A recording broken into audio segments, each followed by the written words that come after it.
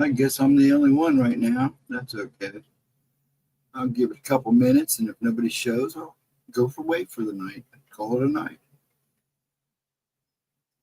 Oh, the other person just popped in is doing good. Thank you for showing up. Let me do something real quick. Oh, okay. And we'll just give it time for a few people to come in. There I go, jagging again. I hate that. It catches up. There we go. Sometimes it takes a little bit to catch up. Put my glasses on, man. Ooh. I can't see. Much better. I'm alive. I hope so, woman. I've been worried about you. I almost emailed you today, but I just got too busy. Figured out you needed your rest. I hope you're well, dear. And I hope you're home. Are you home? So far away. So far away. What do you mean by that? You are so far away. What's going on? Talk to me, woman. It's just me and you right now. Nobody else shows up. I'm going away. I may go away forever. Still at home? Okay, good. You in bed, I hope, resting.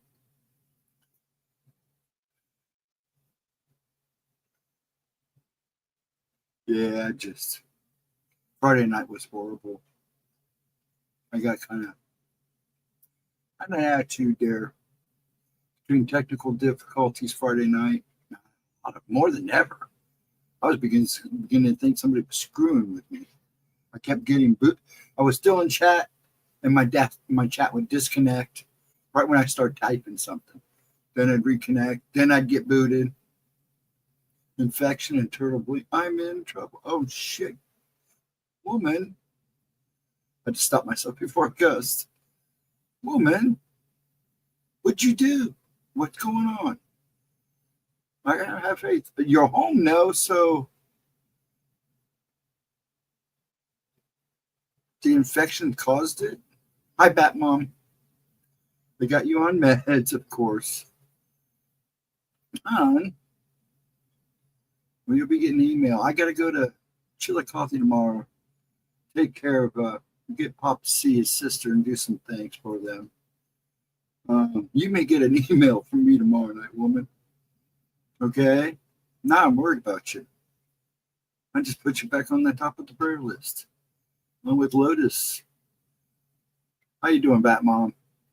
Find out more Monday. Just rest. Take it easy. This is what I have to tell my dad, because he has really bad days now. That's why I want to get him out to see his sister. There are only 2 of them left now. Oh, I will. I'll still pray, but I'm still going to worry. Known you too long. Way too long. I'll keep you in my thoughts. You know that, woman. I can't have that light. I got to keep that light. This world needs that light. That family needs that light. But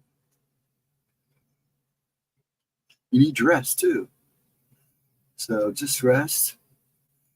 I hate to say it. I don't trust doctors a whole lot. Believe me, I'm one of those guys that gets like, I get a diagnosis. They tell me something. I go get 20 different doctors to make sure and see how many actually agree without telling them a thing. I've done that. I go 3 or 4 times. This neurological crap, this Tourette's and stuff. I'm still got other doctors. I'm still making appointments with other neurologists because things just get weird for me sometimes. And then on top of the stuff I see, it just makes it more intense. But yeah, honey, I got you. I appreciate you still, coming in. Just get some rest, hang out and relax. I'm doing 2 good ones tonight. I'm doing missing people, 3 missing people, and time slips and portals. So just sit back, relax. Yeah, my dad's on those. I'm sure. Yeah, you probably are anemic. There's a big chance. Sometimes that happens, especially after heart issues and stuff. So yeah, that's what I'm worried about. My brother Tim. He had a heart attack and didn't tell us for 3 months. And it was apparently he had it just a little after my little brother and decided to leave this earth. So,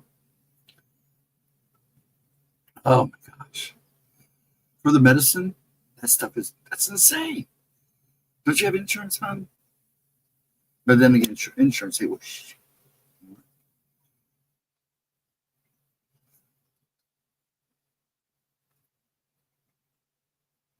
Just hang in there. Yeah. Well, honey, if you need one of my kidneys and they'll work, I'll give you one. I wasn't a drinker or anything, so it shouldn't be too bad. I mean, physically, my doctors would tell you I'm healthy, my heart's good, my lungs are a little shaky, but black mold didn't help that. Dang, and it still pay, and you still had to pay $480. Holy crap! I gotta admit, my insurance is good, but I don't think you get it there. But that sucks. That don't help because it's like the Tuesday I went in for the emergency outpatient. I didn't know I was going to have to end up having that work done. My insurance covered everything but the anesthesia, which they charge a fortune for anymore anyways, and one of the tests. They made me eat something, and they looked while I eat. They didn't pay. I had to pay for that. That's when they noticed the cyst, and it was real close to my vocal cords. But they said, you're still going to have trouble talking because of the Tourette's is messing with everything. I bet you are, hon. I bet you're very tired. Well, you know what to do. You know the right foods to eat for that. That will help. You know, and I'll keep my prayers with you. I'm serious. You need one of my kidneys and it'll work. You can have one. I had to stop, I had to stop the doctors. That's why I did chemo, was because they wanted to do bone marrow transplant. And that means they'd have to do blood marrow tests on my kids. You know how painful that is? It is so painful. I wouldn't put my kids through that. Hell no. Yes, the medication will do that to you. Yes, it will. And it will do that to you. That's why I'm not a big fan of it. Like I said, I'm down to 4 pills and a couple inhalers. One of the inhalers actually for Tourette's. It's to help if I get real bad or start having a seizure or something, which I haven't had in a while. But if things get real bad, and those are expensive though. I pay, I think without insurance are like almost $500. But for the one, I don't do bad. And just kind of dim down that light a little bit and then relax.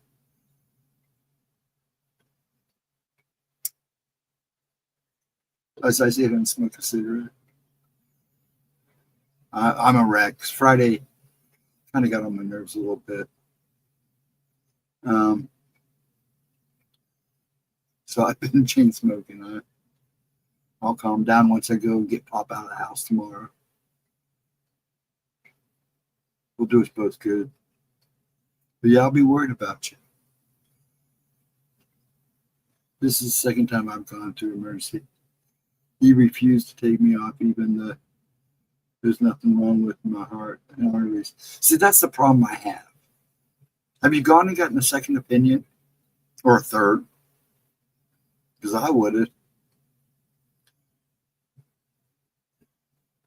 Hey, Chris, how you doing?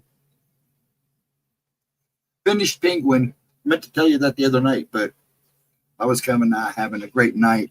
I mean, Gemma says it was a good show, and it probably was a good show for her, but for me, Friday night was kind of a nightmare, especially there halfway when I started having technical issues. I mean, I was having all kinds of issues.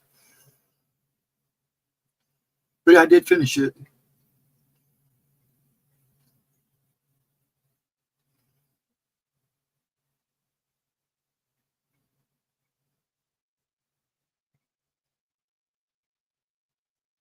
You can't take yourself off those meds because they are important, but I would go get a second opinion, because if you've been taking that for so long, it's not that easy to wean off something like that. It could actually make things worse.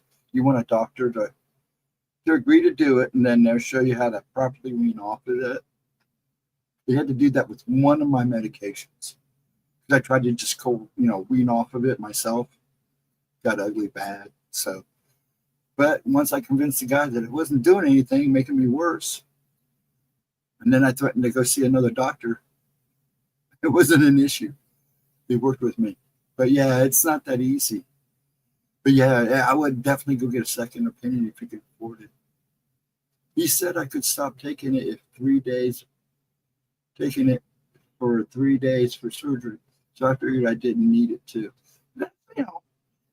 Let me put it this way. If you do really good those 3 days, because you probably don't think you'll not take a lot of certain medicines during surgery anyways, and you don't feel, and you feel pretty good, yeah, don't take it again. I've done that too. There's stuff that I had to stop taking during surgery because it wouldn't really do anything. And you know how many kinds of medications they tried on me, and how many a couple of experimental ones screwed with me. One of them was killed me. You guys know that. You took all those tests again. I hate this. That sucks. Honey, I'm so worried about you. My heart goes out to you so big. I will keep you in my thoughts. You know I will.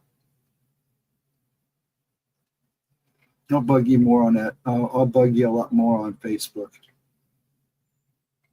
Keep you spunky. How many got in here? 5? I don't want to make it too late tonight, so it'll probably be at 2 o'clock.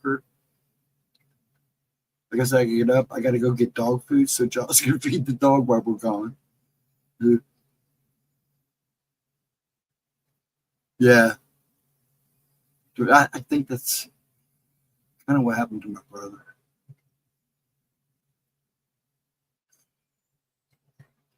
I'm watching Taylor Sharon's other show. Oh, Landman. Is it any good? I loved Penguin. I was a little bummed by the ending. I was kind of saddened by it. It was so good. I'm not going to complain.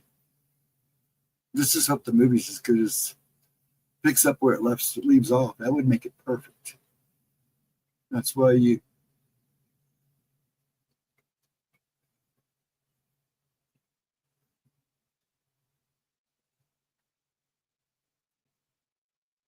Yeah, you always go get a second. If you're not, I told you this before, and you know that. You don't agree with what the doctors are telling you, go get a second. And if you don't like what he says, go get a third. Because you want to find the doctor, especially if you get 2 doctors that agree with each other, then you know you're on the right track. If you go to a third doctor and he agrees, you're on a better track. If he doesn't agree, then you might still be in good shape. But I've literally have gone to 4 different doctors in one case. That was when they thought I had bone cancer. When they didn't think I had it. But I've been in remission since when they slammed me with radiation. It's amazing. It's like Yellowstone. Oh, really? Cool. Everything else he makes. Yeah, his stuff's pretty good. Okay. Because I would go to a completely different office, not tell them anything. That's what I did to 2 or 3 of them. I didn't tell them anything. I just went and made an appointment. And my family doctor, make an appointment, because you have to have that recommendation. And I went and I didn't tell them anything. I told the doctor not to tell them anything. I wanted to see what they said. The only problem is you go through all those tests over and over and over again. But it's worth it because then you start getting the answers. You always want to work for what's best for you. You know you better than anything. These doctors, there's good doctors out there, and unfortunately there's a lot of doctors who just follow the book. And it doesn't always work that way. Doctors, yeah, with the money they make, they better be kissing your butt now. I mean, they're supposed to have your best interest in hand. But some of these doctors, especially some of the new doctors, they go straight by the book. And if you can find an older doctor, but you don't want to go too old, you want to find a, that's why I said you go to get a second or third opinion. In this case, now I would get a third opinion in an outside office, not in the same office. The hospital let me lay there for 7 hours. My husband said, I don't remember anything that damaged me. Oh, man. See, that's a problem in itself. That is a problem in itself. And I bet he was having a cow. I bet he was having a cow. And I would have been up in everybody's face. What the hell's going on?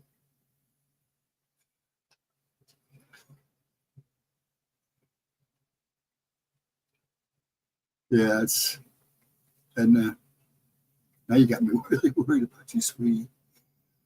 Still far Yellowstone. Yeah, my brother's watching that. Tulsa. He's watched all the Yellowstones. I'm catching up on Tulsa now.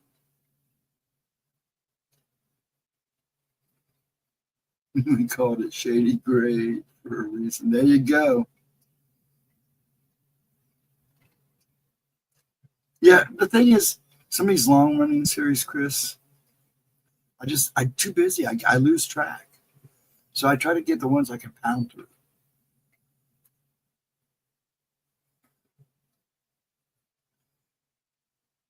Well, it's because, Mom, I've been through it. I know. I've got doctors. I walk into the office. I walk into the hospital. Despite seeing a little black-eyed kid, pretty much everybody knows me in all 3 hospitals around me. They all know me by name. They do. Heck, even the food courts, I go and say, hey, Mr. Davis. It's true. I probably would have been able to follow even through that closed section that day I was chasing him around the hospital. And probably nobody would have said anything to me. But the door was locked. I tried it. Hello, Tim. How you doing? We're going to do a couple of videos in a couple of minutes. The first one's going to be on missing people. And the second one's going to be on time slips and portals. They're both, I think, 2 to 3 years old. I think they're both 3 years old of GEMMA'S. But yeah. And, play it smart. You're a smart person. You got a good head on your shoulders. You know what you want. Like you went through the last time we were going through this. Just stand your ground. Spectrum just gave most of the subscribers Disney Plus just in time for Skeleton Crew and Deadpool Holiday Special. Is it free? I have Spectrum. I know Disney's hurting, so it may have done that. Well, Giles has it anyways. He's supposed to come down and load it up because he has Hulu on there too. And there's some shows I want to watch on Hulu. I dropped my Hulu because he said, we'll see what I do is I subscribe to a bunch of channels, streamers, and he does. And we just, share with each other. Yeah. Well, that's why I got rid of, he has it. I had just Hulu for years. And finally got rid of it because he goes, why do you have Hulu when I have Disney Plus? And then I was mooching off my daughter, and then he got Disney Plus. So. Yeah, I would be afraid of that too. And so just, pay attention. I mean, I know you're very aware of what's going on with your body. So just keep an eye on things. And you get that fear again. If you feel like it's coming back, you let them know. And I'm sure you will. But don't play a game with this. You're going through this for a reason. I hate to say it. So just be strong.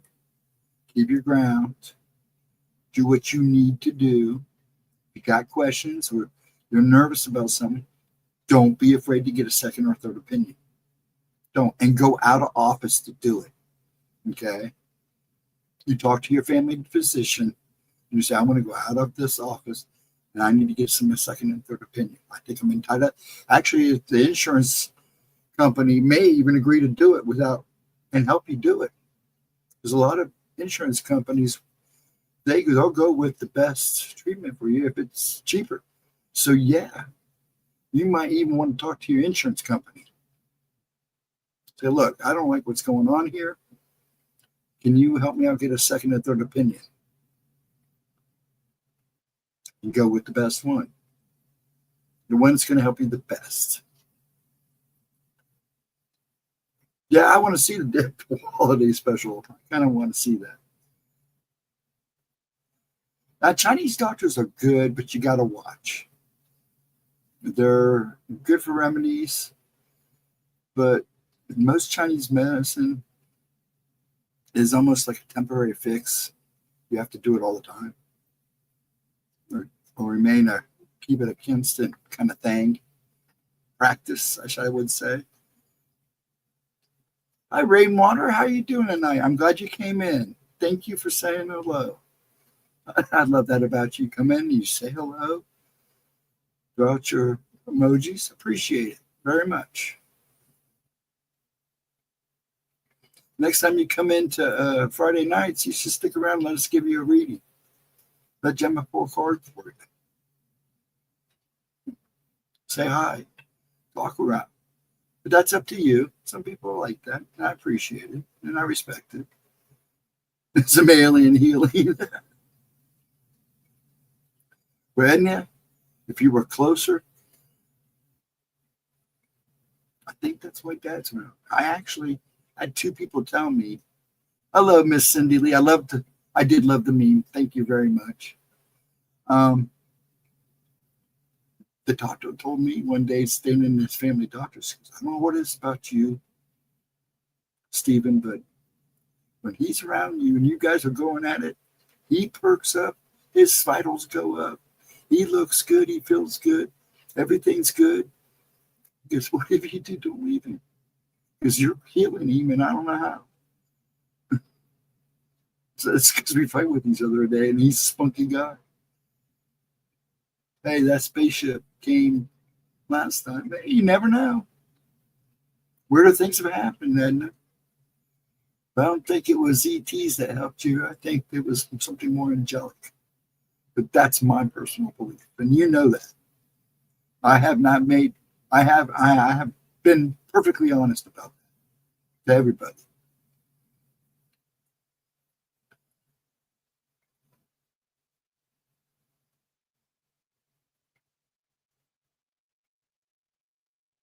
I don't know. I've seen my share of Chinese doctors, hon. Now I'm not saying they don't help people, and they've cured people. That is a fact. But some of the medicines are a practice. Acupuncture is great, but you probably have to have it done, depending on what you're having it done for, probably every other month to every 3 months. The other types of healing are pretty much the same. Now, their natural remedies, like their herbs and stuff, they've been known to do wonders, yes. But it's something that you always need to keep around because they're not like a permanent. It's not a Band-Aid, but it's not always a permanent fix either. Now, I'm not saying Chinese medicine hasn't come a long way. And some of the old stuff is the best stuff. I'm agreeing to disagree. I don't know. I've dealt with enough Chinese doctors. I know. In my day. I'm the zebra and they only know how to work on horses. I don't know about that. And you're an interesting person, that's sure. You used to go once a week for acupuncture. It helped me a lot. Depends on what you're doing it for.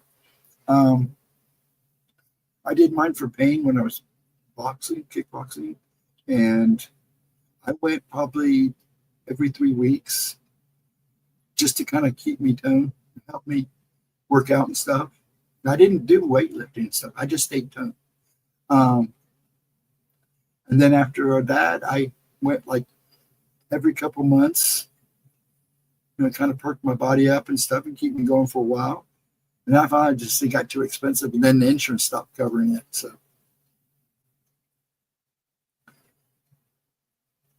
yeah, but see, this is like what I always like to say about pain.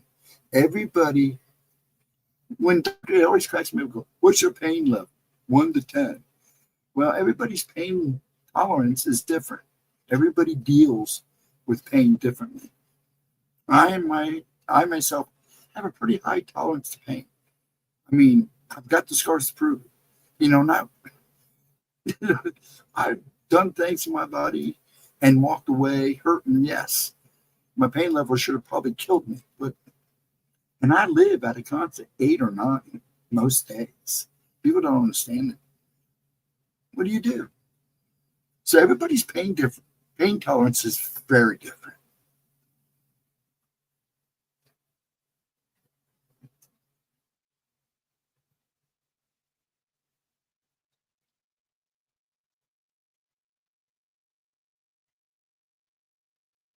Everybody's different, Bad Mom. Everybody is different. We're all made the same, but our bodies and chemistries are the same, but we still react differently to different medicines. Like pain medicines do nothing for me. I can take a pain pill, a strong pain pill for like 2 or 3 days. After that, it's like taking Tylenol. So I just don't do anything. I take it during surgery a couple days after, and I stop because it's not worth it after that. After that, it's just like useless.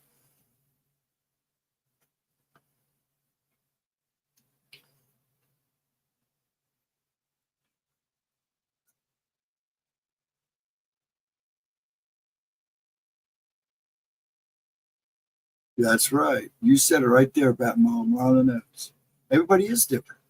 Everybody deals with things different. And the way you deal with it and tolerate it physically and mentally does make a difference. Yeah, it's hard to find. Believe me, Ed, I know that. Believe me, for probably 20 years of my life, especially after the divorce, when I really started getting bad, I had to fight, nail, and scrape the bucket to find me good doctors who would work with me and understand it. Medicines with me are funky. For some reason, I have 4 medicines I take, and that's only because they do what they're supposed to. Everything else I've ever tried for the dreads and the movement disorder and all this, the voice, they think the system I wrote was from medication that I was taking. Apparently, that sucker was pretty good. It was no wonder why I was in pain. They said if it would have exploded in my mouth, it probably would have made me either very sick or probably killed me. So, yeah, but they got in there, got it out fast, cleaned it up, healed real good fast. It still hurts to talk. My neck is still swollen. I couldn't button my tie last night. It was awful, but I wore it anyways. But you can tell at the end of the night, I was ready to take that sucker. I was just having a bad night Friday night. The technical difficulty and everything else.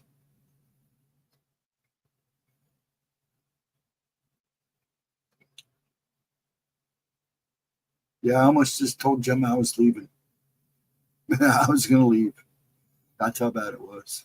And certain things did make it better. But thank God my daughter was on the other end of the phone while she was in chat. Be cool, Dad. Be cool. You'll be okay. No, honey, my computer's screwing up. It was horrible. I was embarrassed and mad.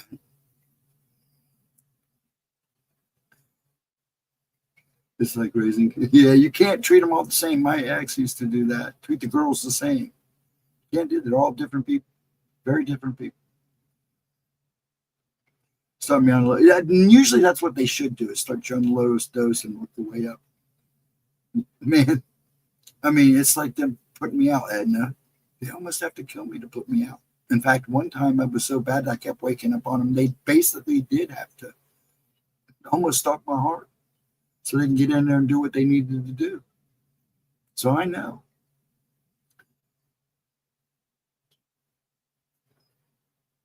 You sound like me. You know, I have a degenerative spinal cord problem.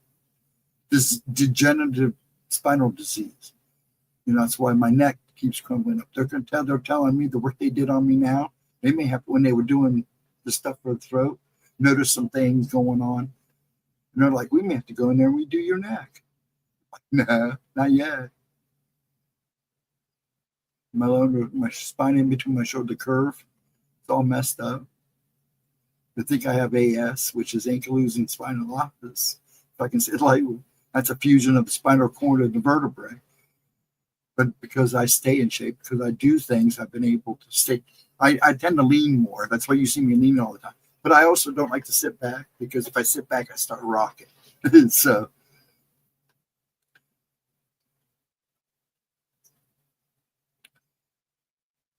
Who was I mad at Friday? I wasn't. I was having, listen, I was having technical difficulties. And it was really bad. I've never had them that bad where YouTube was giving me fits, StreamYard was giving me fits.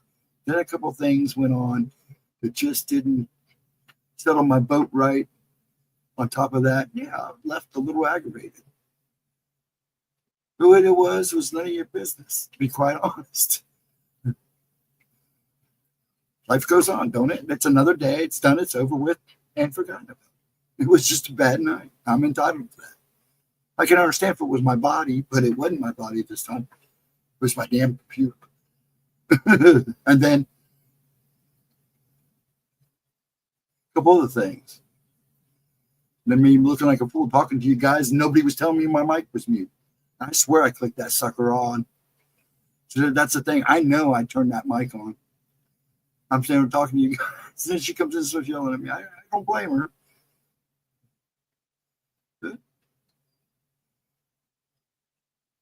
I've been asked if I wanted to try it.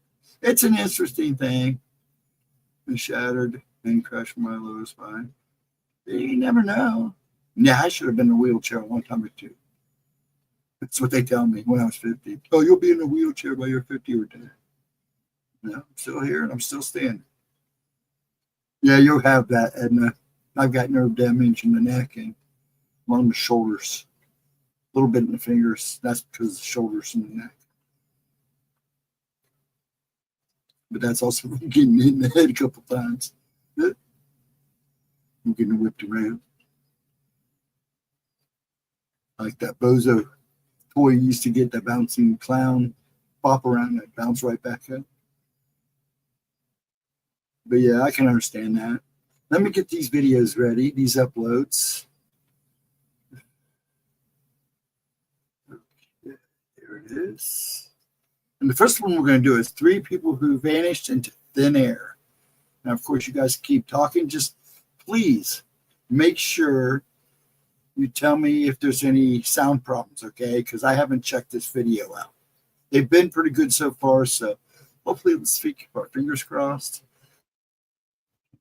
Stop. I want to get back to the beginning. Now you got to remember, these are older videos. This one is 3 years old. Let me get it set up here. So I wasn't the only one having a bad day yesterday. No, you weren't, honey. I'll tell you what, my computer, I don't know if it was my computer or my connection, but I've had issues before. But YouTube was a whole different ball game. I mean, it would I watch and chat, trying to type in chat, and it'd say disconnected. And I'd have to retype everything. Or I'd type everything in chat, hit enter, and it would say fail. And then say disconnected, disconnected, disconnected. It was driving me nuts. Okay, hold on. And then StreamYard was totally going bonkers on me there a couple times. So I had to leave the first time. The second time, I just got booted. It was weird. But I've had that happen twice now. Okay, let me get this set up. Okay. There we go. Share. Okay, let me do this. Make sure it looks good. Is it sharing yet? Yep. Okay. Can we move me down here out of your guys' way so you can see? that lovely lady. There we go. And then make it full screen because I noticed it looks a lot better for you guys. Okay, now make sure you let me know that you can hear this, okay? I'll make sure everything's turned up before I start it. Everything's good. Here we go. What is up, you guys? Welcome back to my channel. And if you're new here, just welcome. My name is Gemma Jade, but today we are going to be discussing three extremely bizarre and unexplained disappearances. I was searching for some strange disappearances and came across so many. I think there's another series about to begin, guys. Our first case is an unsolved disappearance that could very possibly have been the result of a witch's hex or curse. The second case has all the trappings of a little boy either being lured by something nobody else could see or trying to flee from the same. The last one is another small child vanishing into thin air in a crowd full of people and turning up deceased 16 days later, devoid of any injury at all, any clue at all as to what happened to him. Here it is, guys. Three extremely strange cases of people completely disappearing into thin air. First up is a man named William Roach, who everyone calls Bill. Bill has been missing for more than 30 years now, and it's believed a curse from a witch is what led to his demise. It makes me so annoyed when I see things like this. Very reminiscent of the Christopher Case death I covered a few months ago, where a witch is alleged to have sent shadow people to kill him. It boggles my mind, knowing what I know about witchcraft and spells, how anyone who has that kind of power could use it for something like making a man go missing or possibly even killing him, because all witches know what happens when we use our magic for things like this. Anyways, guys, let's just get into it. William Bill Roach was a 25-year-old university student when he went missing in Armadale, North Tabledons, New South Wales, Australia, back on New Year's Eve in 1993. I just want to say here really quick that I have a New Jersey accent. That means I pretty much butcher everything, including the American English language. So forgive me if I mispronounced anything going forward in the video. So anyway, the police still have no idea what happened to Bill, but at the time of his disappearance, he was believed to have been living with his girlfriend, who described herself as a practicing witch. There is definitely a possibility that some kind of black magic or curse is directly involved here in this case. Prior to his disappearance, he went to a secret ceremony for witches where magic mushrooms were known to grow. While he was there, the attendees asked him to walk across a stream, but only touching the stones. However, he disobeyed and jumped right into the water. He was silly, playful. His disobedience caused one of the witches to allegedly put a, quote, death curse, end quote, on him, and shortly after the ceremony, he went missing and was never seen again. To this day. Could this all be just a big coincidence? Well, you guys should know by now how I feel about coincidences, but what do you all think? It's been reported that William really believed he was the victim of this death curse. Just like in the Christopher Case incident, it really affected him too. New England Police District Commander Detective Superintendent Steve Laska stated that the angle of witchcraft was being pursued, although they were following up on several other angles, such as William possibly being a part of a drug organization. Let me just stop right here for 1 minute. It's being pursued, the witchcraft angle, right? How in the world do you even begin to pursue something you would never in a million years be able to prove or disprove one way or another? But I digress. As always, moving on. Superintendent Laxa noted that William probably fell into harm's way and asked anyone who was involved with the drug trade in Armadale back in 1993 to reach out to the authorities.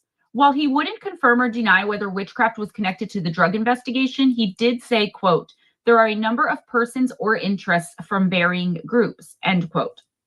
So let me get this straight. He wants, quote, people from the drug trade to come forward and admit involvement in illegal activities. Okay, sure. So did one of the witches at the ceremony really put a quote unquote death curse on William Roach for something as small as messing up their ceremony? I mean, something like that would definitely annoy me, which is why I'm not a part of a coven, but seriously, all for not following the directions for crossing a stream? Or was he just the victim of foul play? Or is there something else altogether here which just hasn't been put together yet? Bill's body has never been discovered, and without any human remains, it's hard to know for sure what exactly happened to him. It's been so long and still no closure for his loved ones or any definitive answers at all. But hopefully the $1 million reward that's being offered for any information regarding the disappearance will change that and hopefully soon.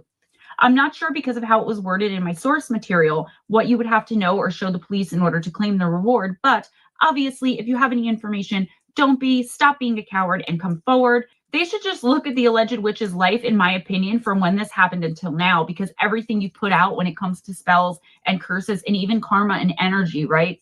It comes back to you 3 times, except in death spells, because they come back times 10. Our next case is a little boy who seemingly was either trying to catch up with or outrun something nobody else was able to see. The circumstances around this disappearance are absolutely terrifying, especially for me as a mother of a 3.5-year-old boy at that. But it's the bizarreness of it all that made me really want to share this one with you guys. On Labor Day weekend of 1975, a young couple by the name of Ron and Jill Newton set out from their hometown in Manchester, Maine on a camping adventure to Natanis Point Campground in Chain of Ponds, Maine, right up against the Canadian border. It was a fairly remote area, but the family wasn't worried as they were in their newly purchased secondhand tent trailer, and as they headed out with their daughter Kimberly, age 6, and Kurt, age 4, and with 3 other families joining them later, everyone was in great spirits. They arrived at the campground without incident on Friday and enjoyed some fishing, some hiking. The kids enjoyed playing on the bicycle Kimberly had brought with them and the brand new bright red tricycle, which was little Kurt's pride and joy that he also had brought along to the camping trip. On Saturday night, they had a massive bonfire and stood all around it laughing and talking, simply enjoying each other's company and enjoying the vacation. Everything seemed completely, perfectly, and absolutely normal, regular.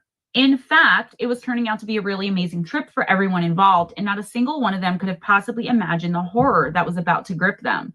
One of them was about to vanish into literal thin air and become, to this very day, one of Maine's most bizarre and terrifying mysteries. That Sunday, September 1st, 1975, started out fine. The families had breakfast, and Jill Newton went off to wash her kids' muddy clothes not far away at the bathhouse. 6-year-old Kimberly and 4-year-old Kurt were playing near and around the campground, and things seemed to be just as normal as they could possibly be. Ron decided that they needed more firewood for the chilly weather and decided to hop in his truck and head down towards the logging road to collect some of the firewood at 10 a.m. One of the family friends from another trailer happened to look outside and saw little Kurt get on his red tricycle and bolt off down the road as if trying to catch up with his dad. And he seems to have kept on riding right off the face of the earth, actually, because later that same morning, a little girl from an adjacent campsite by the name of Lou Ellen Hansen said she saw little Kurt pedaling by, and that's apparently the last time anyone ever saw him again. What made this all the more strange and bizarre was that Kurt was known and said to be very shy.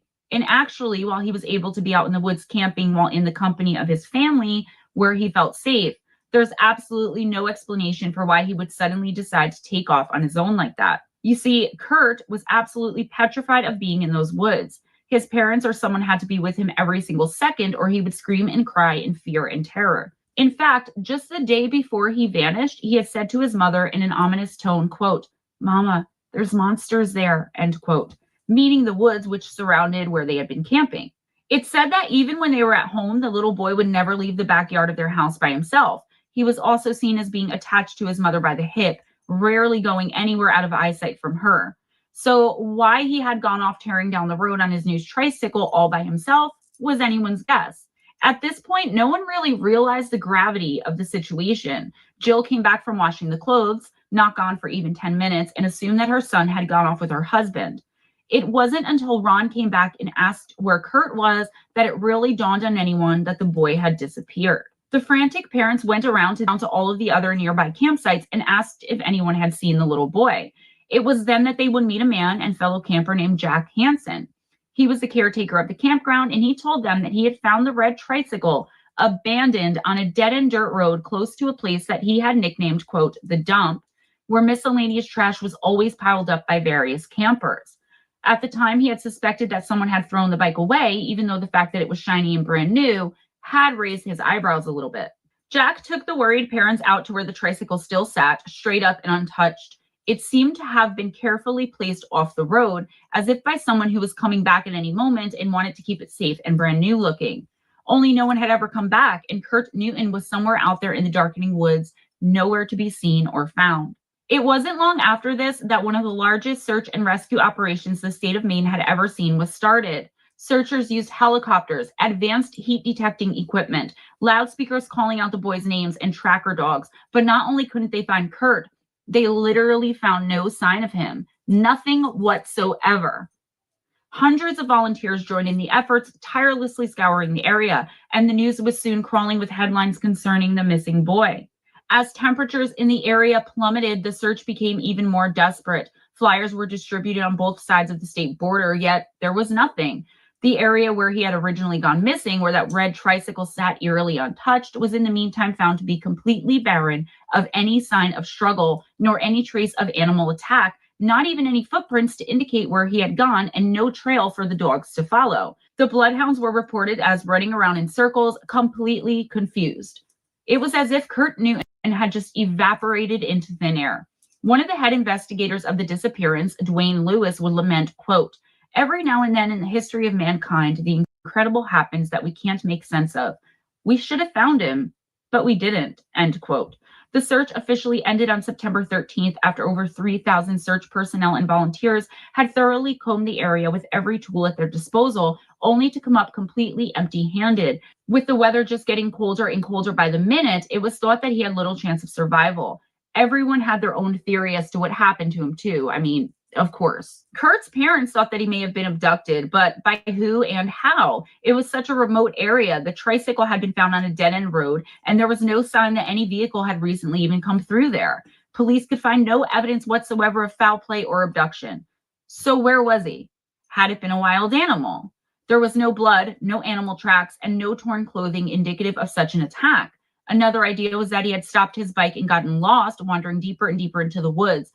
But how would this have happened so fast, and why weren't such meticulous search efforts able to turn up any sign of him whatsoever? Some further clues and leads turned up in the days after the search from people claiming to have seen the boy, but none of these ever led anywhere, and pictures sent in by people of who they thought were Kurt were denied by his parents. The case went cold, and cold it still remains. What happened to little Kurt?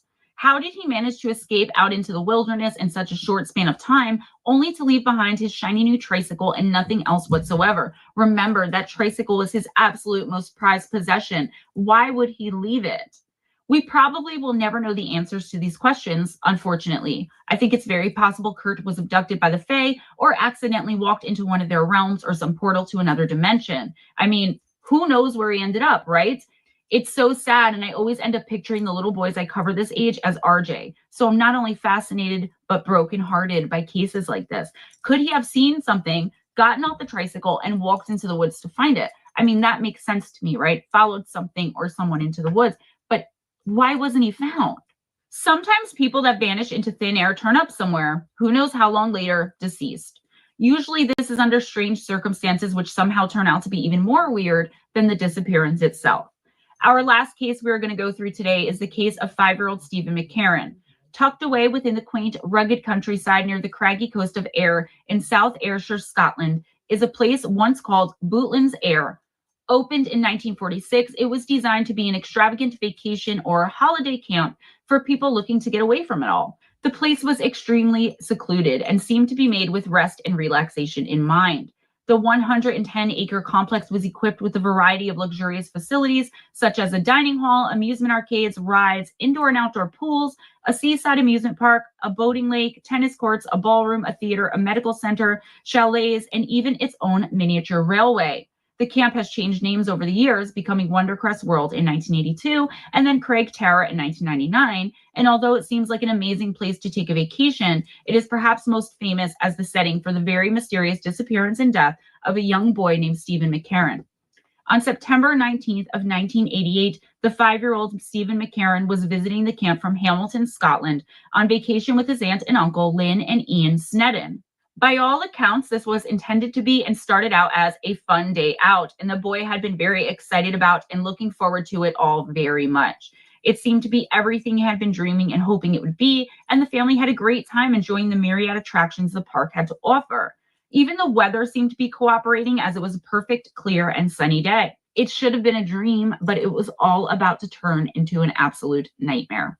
At one point during the otherwise joyous day, Stephen was playing on an escalator not far from his aunt and uncle, who were keeping an eye on him. For just a brief moment, the boy was hidden from view by the crowds, and then he was just gone. At first, his aunt and uncle thought nothing of it. After all, he had just been right there and had only been obscured for literally a second, so they assumed that he had just wandered off and couldn't have gone far. The couple walked around the area where he was standing just moments before, but the boy was nowhere to be seen, and when they called his name, there was no answer either. Considering how crowded the park was, they still weren't fully alarmed just yet, but after spending about half an hour desperately searching the immediate area, they began to realize that something was very wrong. They notified the proper authorities, who immediately conducted a full, intensive search of the camp and its surrounding remote countryside for 5 miles around. This would turn up no sign of little Stephen. The case would quickly catapult itself to one of the largest missing person searches in Scottish history, involving hundreds of police and volunteers using dogs, aircraft equipped with special infrared cameras, and even divers to search the water, but still there was no trace of him anywhere. Flyers with the boy's picture and descriptions of what he had been wearing were also widely distributed and led nowhere. It's strange here, too, with such massive amounts and crowds of people, that nobody at all ever came forward and said they really saw anything. There were a few witnesses, but for that many people, I mean, there should have been way more information here. The kid literally vanished into thin air. The immediate theory was that Stephen had been abducted. This seemed almost obvious to the authorities involved in the beginning, as it seemed to be the only answer for why he would be nowhere in the camp or in its vicinity. There was one report from a witness claiming to have seen him at a park cafe with an unidentified middle-aged man, as well as a few other witnesses who said they had possibly seen him walking about the camp holding hands with the man, but this was all inconclusive. They couldn't prove if it was Stephen one way or another, because the witnesses would say, like, yeah, he looked like that, but how do you really know? One witness even reported how it seemed as if the man was even perhaps trying to comfort and help the lost little boy. They said it looked like the man was possibly trying to help him find his aunt and uncle. While kidnapping seemed an easy explanation, odd clues began to come in from other witnesses who gave testimony that suggested otherwise. One witness claimed to have seen Stephen climbing over the camp's 7-foot-high fence at around the time of his disappearance, and several drivers said that they had seen him walking alone along the nearby Ayr Tunbury Road. If that were true, then it suggested that he had, for whatever reasons, run off to venture out on his own into the wilderness on foot. If that were the case, though, then how could he have gotten so far undetected amidst such a massive, large-scale search over such isolated terrain for 5 miles around? They had started the search pretty much right away, and 5 miles around the area where his aunt and uncle had last seen him. So in other words, how in the world had he gone undetected? A little boy climbing a 7-foot fence and then taking off on foot? Why hadn't anyone stopped to ask this little boy what he was doing all alone in such an isolated area, walking on the side of the road like that? All these drivers that came forward and said they saw this. I know I wouldn't be just like, oh, look at that little boy all alone on the side of the road with no adult supervision. That's nice. Want to go to Sonic? It's very annoying and frustrating, because whether or not that was Stephen, these drivers and other people claim to have witnessed this, and nobody stopped to do anything about it. Call it into the authorities at the very least. I would be afraid the child would be hit by a passing vehicle or something. 5 years old is not that old at all. This is basically still a baby we're talking about here. Okay, that was my rant. There's one to be found in almost every video, so let's move on. The mystery continued until 16 days later, when on October 2nd, a woman was walking her dog in the vicinity of a place called the Carrick Hills, around 6 miles from the camp, when she came across the dead body of a boy lying curled up in a ditch near some lonely, mist-shrouded farmhouses. The body was quickly identified as Stephen McCarran. The mystery wasn't solved yet, though. Although it had by this time been assumed that he must have been murdered, there wasn't a mark on him. There were no signs of injury or struggle, and the official autopsy would cite exposure to the cold weather as the cause of death. It was extremely strange that this little boy was missing the jacket he had been wearing and was left only in his t-shirt, too, because where the hell was the jacket? It's never been found, by the way. Another weird little clue was that the boy's socks had been removed and stuffed into his pocket, and then his shoes put back on without the socks. Why would he do that in the frigid and freezing cold weather? Making it even more bizarre is that the boy's father would later say that Stephen didn't even know how to tie his own shoes. Another curiosity is that the massive search had methodically and thoroughly scoured the area nearly immediately after the vanishing, but had seen no sign of the boy. While there was tons of criticism aimed at the police for not extending the size of the search area because they went 5 miles around and he was found about 6 miles out, authorities insisted that their search radius was more than adequate and that it would have been impossible for a 5-year-old boy to navigate the thick woods, marshes, and various hills and gullies that made it notoriously difficult terrain for even an adult to manage for such a distance in so little time on his own. 6 miles in what, an hour? Stephen's family would agree that they knew he would have been physically incapable of such a harsh journey, especially when taken so quickly. So how did he get all the way out there so fast and completely undetected? Was he brought out there by some random stranger who, for whatever reason, didn't harm him at all? But what? Change their mind and abandon the poor boy? This is extremely unlikely, in my opinion. There were no signs of anyone else having been at the spot where he was eventually found. Why would a kidnapper bring him all the way out there just to abandon him in his t-shirt and then take off his socks to put them in his pocket and then put his shoes back on? None of it made any sense. And in fact, again, it still doesn't. An investigation into the case in 1989 saw police leaning towards the idea that Stephen had simply run away, then wandered out there past the search perimeter, somehow evading detection, and then kept walking beyond what people had thought him capable of until he collapsed out there in that remote area and died, possibly taking refuge in that ditch for warmth, all the while having removed his jacket and socks for unknown reasons. This is highly unlikely to me, and I hope I'm not alone in this decision for a number of reasons. First, there doesn't seem to have been any reason for why the boy would have wanted to run away. Everyone who knew Stephen said he was a happy, well-adjusted child. He was said to be having the time of his life at this camp. He was on vacation. So he's having the time of his life, overjoyed, and then just walks off. When asked why they thought he would want to leave and take his chances out in the bleak, forbidding Scottish countryside, one investigator on the case named Jerry Gallagher has stated, quote, "Why do I think Stephen ran away? I think he was a little boy who was missing his mother and father, who was homesick and was trying to make his way home to Hamilton, which makes the whole incident all the more sadder." End quote. This theory makes no sense, and the family agrees. This has no explanation for anything, not to why he would suddenly and randomly, while having the time of his life at a place he had been so looking forward to going for such a long time, decide he would go and try to find his mom and dad all by himself. In my experience with my son, who's 3.5, and my other sons, when they were younger, a child will simply approach the adult they're with and say something to the effect of, "I miss my mommy and daddy," or "I want to go home." Also, he didn't even know how to tie his own shoes. Did he suddenly learn, or was he playing his family the whole time and actually did know how, but he was just letting his family do the tying because he was lazy or something? Guys, I'm not trying to be mean or funny, but it sounds absolutely absurd, doesn't it? Indeed, it seems we will never have the answers to this one either, and another little beautiful baby was taken from this world far too soon, with no reasonable or rational explanation, as if there ever could be one, for the death of a 5-year-old child. This makes it all the more harder to bear, and my heart literally bleeds for these families, for the mothers, the fathers, the family, the loved ones. That's all I have for you today, guys. If you enjoyed this video, please give it a big thumbs up. If you enjoyed hanging out with me, if you want to help me out, please subscribe if you haven't already. And if you are subscribed, make sure you're still subscribed and make sure your notification bell is on. I'm a little more nasal in this one and out of breath because I'm still getting over that damn cold. I don't know when it's finally going to go away. So thank you for bearing with me. If you haven't seen a S.D.N.Y live stream, that's myself and Steve Stock.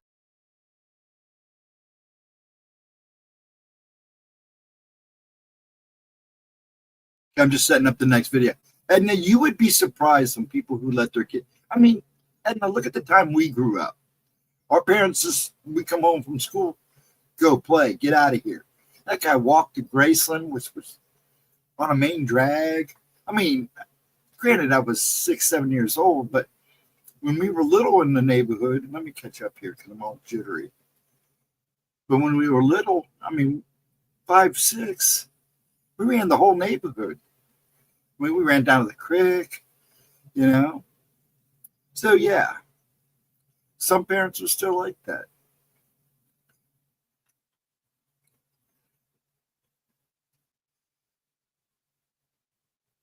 Susan Smith tried for parole. That hasn't changed. Changed a bit. No, I totally agree. Well, yeah, and there's still parents like that. You know, when we were bringing up our kids, let me get rid of this glitchiness. I don't know why all of a sudden I'm all glitchy here. One sec. Sometimes if I refresh something. There we go, I hope. Let's see. Much better. Okay. you know, when our kids grew up, man, we had a pretty good neighborhood. We let them run, you know. But then again, we also were very aware of other parents, and everybody kind of kept an eye on them. So the times have changed so much. I mean, they were that. I don't think people realize that even when we were running around in the day, we probably shouldn't have been, because there were still just as crazy people out there then as there is now. It's just more obvious for some reason now, and everybody's more aware now. But yeah, that case of that little boy it's sad. It's messed up. And they found that kid all discombobulated, and things just didn't look right. Things didn't add up. I personally think he was taken and left, but you'll never know the truth because they totally screwed up all the evidence in the scene. But the scene was a mess anyways. So what do you do? And just pray the good kid, well, we all know where he went to heaven, but that he didn't suffer too bad. Because, you know, it appears that from what I understood, that he was out there those last 24 hours. He was in the woods. My sister brought her up. She still remembers me saying she killed those boys. My sister said, "Hey, don't say that. Look how upset she is." Yeah, she did. She did it. Yeah. What's that? How's that go? Deny, deny, deny. Yeah, I totally agree with you. And let me get this other one going here. That's right. Okay.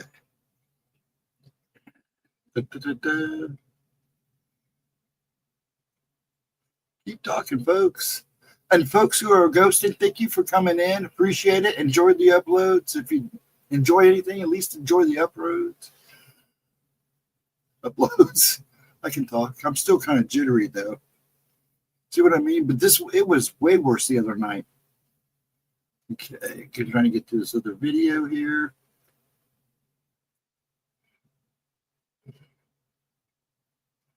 Thing. Wait, I wanted to see. Oh, that reminds me, while we're taking a break here, let's see if she posted it yet. I don't think she has. Make sure. Nope, she hasn't yet. Her video Monday at 11 o'clock, and I want to get this right, is The Vampires of Mineral Point, Wisconsin. This should be a good one.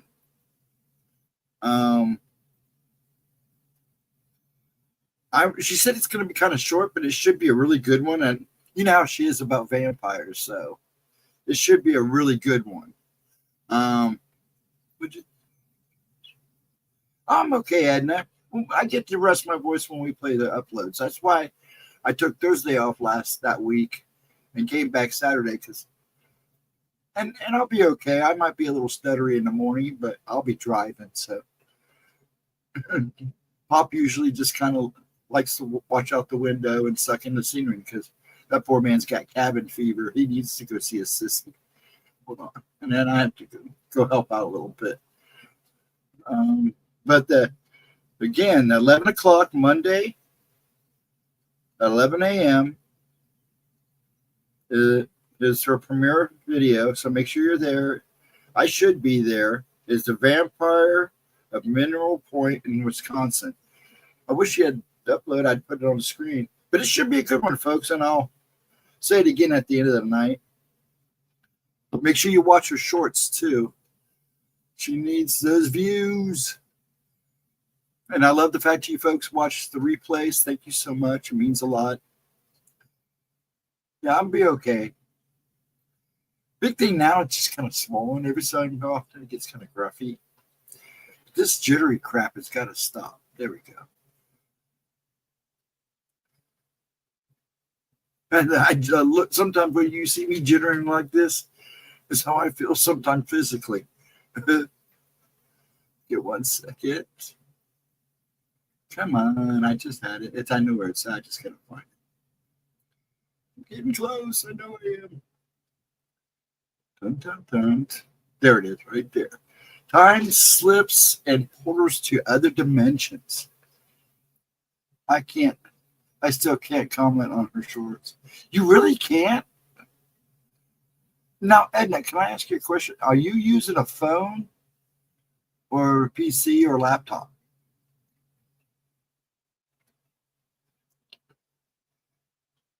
I wonder if it's something in your settings that's stopping you. That might be what it is. An iPad?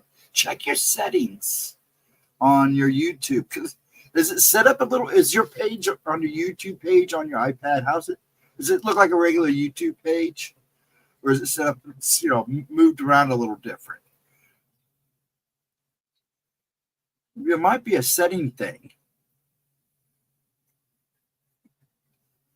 You can't comment on anybody's shorts? That's weird. Did you do something bad? Oh, regular? Okay.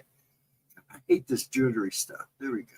It's like my network is trying to catch up. Trying to think for you, Eddie, because you're not the only one that was having problems doing that. And I'm trying to figure out why it's happening. I mean, I can go in and check her settings. You're not banned or anything. I mean, you can comment on, you can leave comments in the videos and the uploads. I mean, I can comment on others. So she's the only one you cannot comment on.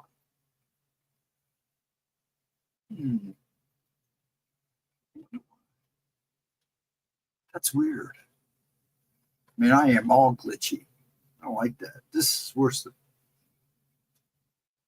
Oh, you're the other one? No, yeah, there are ones that she does turn off the comments. Certain ones, not all of them. She does that just to keep trolls down. Because she's, it's Gemma. I'll look into that for you, Edna. Because, I know you can comment on the videos. Because I've seen your comments. So my guess is it's got to be a setting in the shorts or something. A few other people are having the same problem with just her video with her shorts. Interesting. Let me check it out for you, and then if I don't see you, I'll look into it when I get home tomorrow night and Monday morning because I don't have a whole lot going on. Because I don't do too much because premiere, and if I don't catch you during the premiere, I'll email you and see if we can come up with a fix for you. Because if you and other people are having problems leaving comments on her shorts, then we need to find out what that problem is. It would help because people don't understand leaving comments helps that algorithm too. That's why I always has to leave comments, even if it's just hi or anything. Man, this is messed up. Why am I doing this? I hate the glitching because I'm glitching. I don't know what it looks like on YouTube's end, but man, it looks horrible on mine. Sometimes it helps, sometimes it doesn't. Okay. But let me look into it and see what I can find out what's going on. Do you know if it's other people is it just Gemma everybody's having a problem with getting in the comments? Now, like Cindy said, some of them are turned off. Does it? Yeah, but on my StreamYard screen, I look really pretty. I meant the shorts. Yeah, that's what we're talking about. You're good, Cindy. Yeah, because that's weird.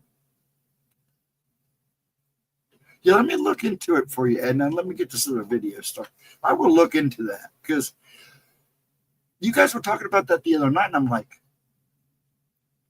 what? Because I even looked to see if anybody had been accidentally banned or anything. Nobody's been banned or anything. She doesn't ban people unless you really screw up. Yeah. And okay, I know what you're talking about, Edna. So yeah, it's not just you. Okay. I need to check into that and find out why. Because it's important to be, especially on the shorts, leave comments. We prefer you leaving comments on everything, but Yeah, I will check into that. I'll do that tomorrow night and Monday morning because that's got to be fixed. You guys should be able to leave comments. If people are having problems leaving comments on hers shorts, then that's a problem. I need to make sure she understands that. She may have to get a hold of YouTube and find out why. We get this set up. What is up? Okay, let's share.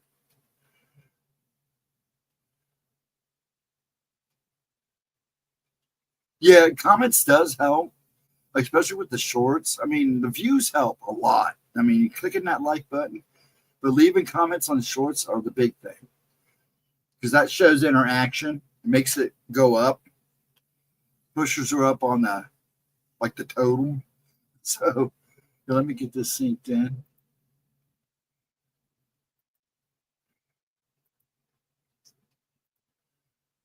Okay, let me make her big. She looks cute here. Okay. But yeah, let me check into that and see if I can come up with an answer. Because if she needs to reach out to YouTube to fix a problem, it needs to be fixed. Because if it's not just you and there's a whole bunch of other people, you start times I'm like, I know there's other people from chat watching these too. How come they're not leaving comments? Hey, Willie, what's up, bud? Mr. AK. Got back from Vegas. I was going to ask you how Vegas was. A little bit ahead. Thank you. I'm watching Formula One racing now. There you go. Enjoy your time. We're here. Did you already eat? I was going to ask what you made. Hold on, let me get this going. I'll wait. I'm glad to see you. I hope you had fun. Did you make any money? Always ask. I used to go to Atlantic City. I would take $200 and always come back with 3 or 4. I would never make any big money, but I always come out at least a little ahead, which is good. But then again, I know when to stop. Hold on. Let me get this going. What is up, you guys? Welcome back to my channel. And if you're new here, just welcome. My name is Gemma Jade, but today we are going to be discussing people who experienced alternate realities. In this community, there's so much talk about alternate dimensions and realms and beings who may or may not come from or reside in them. This topic absolutely fascinates me, as do most of the ones I cover on here, right? As someone who's absolutely convinced I don't come from here, but somewhere other, it's so incredibly intriguing to me when I hear of people who have, one way or another, experienced another one of these dimensions. Doors and portals to a place I simply refer to as the other being found, opened, and crossed into. I get a bit jealous, I can't even lie, when I hear about other people who were lucky enough, in my opinion, to have experienced this. I've been to the realm of the Fae a few times, like a handful of times, but I want to explore other dimensions too. I'm not sure yet, but I am neck deep in research as to whether the terms realm and dimension can be used interchangeably. I wonder if these other places brush up against our reality. I know that there are different levels of vibrations, and here is where we find the worlds of spirit and the dead, possibly even the demonic, right? But are there veils that separate us from alternate dimensions as well? Maybe not so much vibrational, but kind of like linear. I don't know. I'm explaining this the best I can because I'm not a scientist or whatever. I'm not talking now about the world of spirit. I'm talking about alternate realities, sometimes very similar to our own, only with a slight and possibly even hardly noticeable differences. So here's just a couple of a great many that I found that I really truly believe in. So I'll bring you guys more if you want me to, just let me know. Our first case takes place as far back as 1934. I'm sure these kinds of shifts have been happening probably since the beginning of time. So far, though, this is the earliest report I could find. Don't worry, as usual, I'm still searching for an even older one. It was autumn time in Chicago when a woman named Miriam Golding was in an unnamed building heading to a music store with her fiance when she experienced something rather strange and very interesting. She had gotten into an elevator with the intention of visiting the next floor up where the music shop was supposed to be located. When she got off the elevator, however, it seemed as though she had mistakenly gotten off on the wrong floor. Miriam went to get back into the elevator, intending to get back in and go down to the right floor and to her destination, the music store. Well, there seemed to be so many people waiting to get into this elevator. She didn't feel like waiting or trying to push her way through, so she decided to just be patient and wait for the next one to come. Keep in mind here that elevators were very different back then than the ones we use today in our modern society, right? I mean, obvi.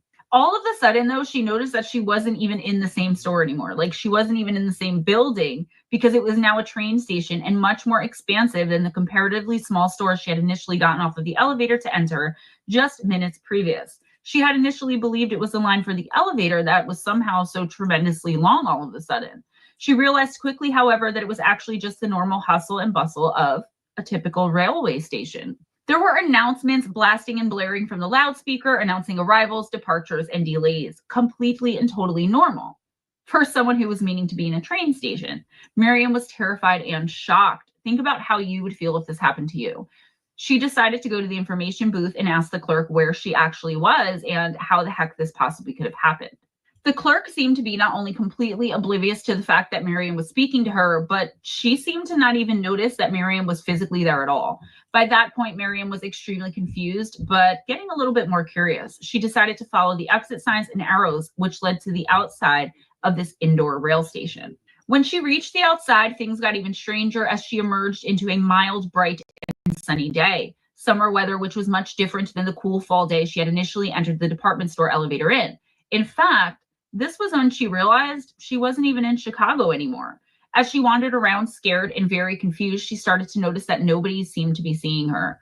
Nobody paid any attention to her at all and were completely unaware of her presence. Eventually, though, she did come across a little boy who seemed to be just as dazed and confused as Miriam was. The boy made eye contact with her and Miriam was sure he could see her, so she went ahead and approached him to see if he could shed some light on this strange predicament. The young boy, who was seemingly relieved and even a bit delighted that Miriam could not only see him, but that she was coming to interact with him, smiled and said to her, quote, "I guess they let you off at the wrong stop too," end quote. These two lost souls decided to stick together, at least until they could figure out what in the world was going on, and continued walking along the busy streets of wherever it was they had ended up. This is when the boy told Miriam what had happened to him. He explained how he had ended up in this very strange place where he was seemingly invisible to everybody but her. The boy told her he had been playing tennis in Lincoln, Nebraska, and that he had gone back into the locker room to change his shoes. When he exited the locker room, he wasn't at the tennis courts any longer, but in the huge and busy railway station. So these two continued their walk and eventually came upon an open area which led to the water. There was a sandbar where, astonishingly, Miriam saw someone she recognized. There were some women sitting at this bar and talking and laughing, and it appeared as if nothing out of the ordinary was going on for anyone except Miriam and this boy. To everyone else around them, it just seemed to be like a normal day. One of the women who was sitting at the bar and in the middle of a conversation was her fiance's sister. Miriam, completely relieved to see a familiar face, was even more surprised when she turned and, seeming to recognize Miriam, started waving for her and her young companion to come and join them. So the sister-in-law seemed to recognize her and see the little boy, so started waving her over.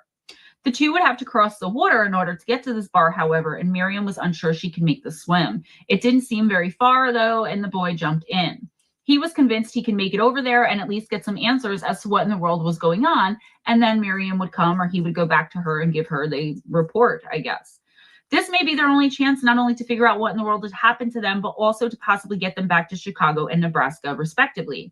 The boy was allegedly a good swimmer and confidently jumped in and started swimming towards the sandbar. After about a minute or two, though, he noticed something else very strange. He wasn't making any strides and actually going anywhere. Like, no matter how much he swam, he wasn't moving forward. The harder he would try and swim, the more the waves were seeming to push him back. It was as if some unknown force was keeping him from making it through the water and over to Miriam's future sister-in-law. He decided to turn around and go back to Miriam. She was still at the shore watching him and hoping with everything she had that the boy would reach the other side. As soon as he got out of the water and reached Miriam, the sandbar and the water evaporated into thin air. Miriam closed her eyes in exasperation and frustration, and before she could open them, she felt this incredible sensation of floating through the air. When the floating feeling went away, she was able to once again open her eyes, and she was sitting on a stool in the music store in Chicago she had originally been planning to visit when this strange time slip occurred. The place was closing up for the night, though, which means Miriam had to have been there for at least several hours. From the time that she supposedly got there until they were closing was quite a long time. Once again, extremely confused and totally disoriented, Miriam couldn't find her fiance, and with the store closing, was forced to go home without him. When she made it back to her place, her fiance was there and breathed a sigh of relief when she walked through the door. He explained he had lost her in the store and expected she had simply gotten off on the wrong floor and would be back any minute when she realized her mistake. That's exactly what Miriam thought had happened, too, in the beginning. He expected her to come back down the elevator any minute, but she never did. He searched the entire building for her, all of the stores and shops and the streets outside, but to no avail until he finally decided to just go back to their house and wait for her, praying that she showed up and soon. When the fiance had called his sister to explain the situation of Miriam being lost, she told him that she had seen Miriam all the way across town and waved to her, but that Miriam had been too absorbed in talking to a young boy and didn't respond to her waving and calling her over. Now, before you say anything in the comments, I did notice some inconsistencies in this story, but honestly, I believe the basics of it are real. Miriam, upon exiting the train station, had said that the weather had changed from fall to seemingly summer, and that she definitely wasn't in Chicago anymore. So then how was it she was actually in Chicago, as the sister-in-law has said she had seen her at the sandbar that was across town? Which was it, fall or summer?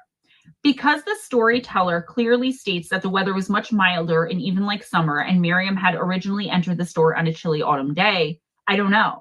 Keep in mind that this story must have been retold thousands of times since it allegedly took place, and that's why I chose to forgive these kind of nonsensical and kind of unimportant details.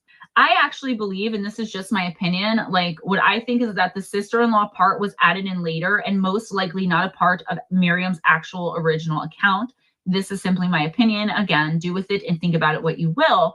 Either way, the story is strange, and I believe that most of it is real. Our next case involves an actual doorway which seems to have led straight into another dimension.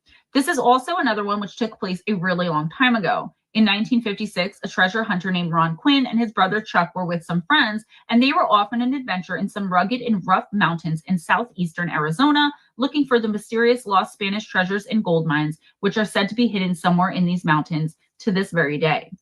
3 weeks into the treasure hunt, the travelers all decided to set up camp one night, and as they settled in, they all saw the exact same, very bizarre thing in the sky.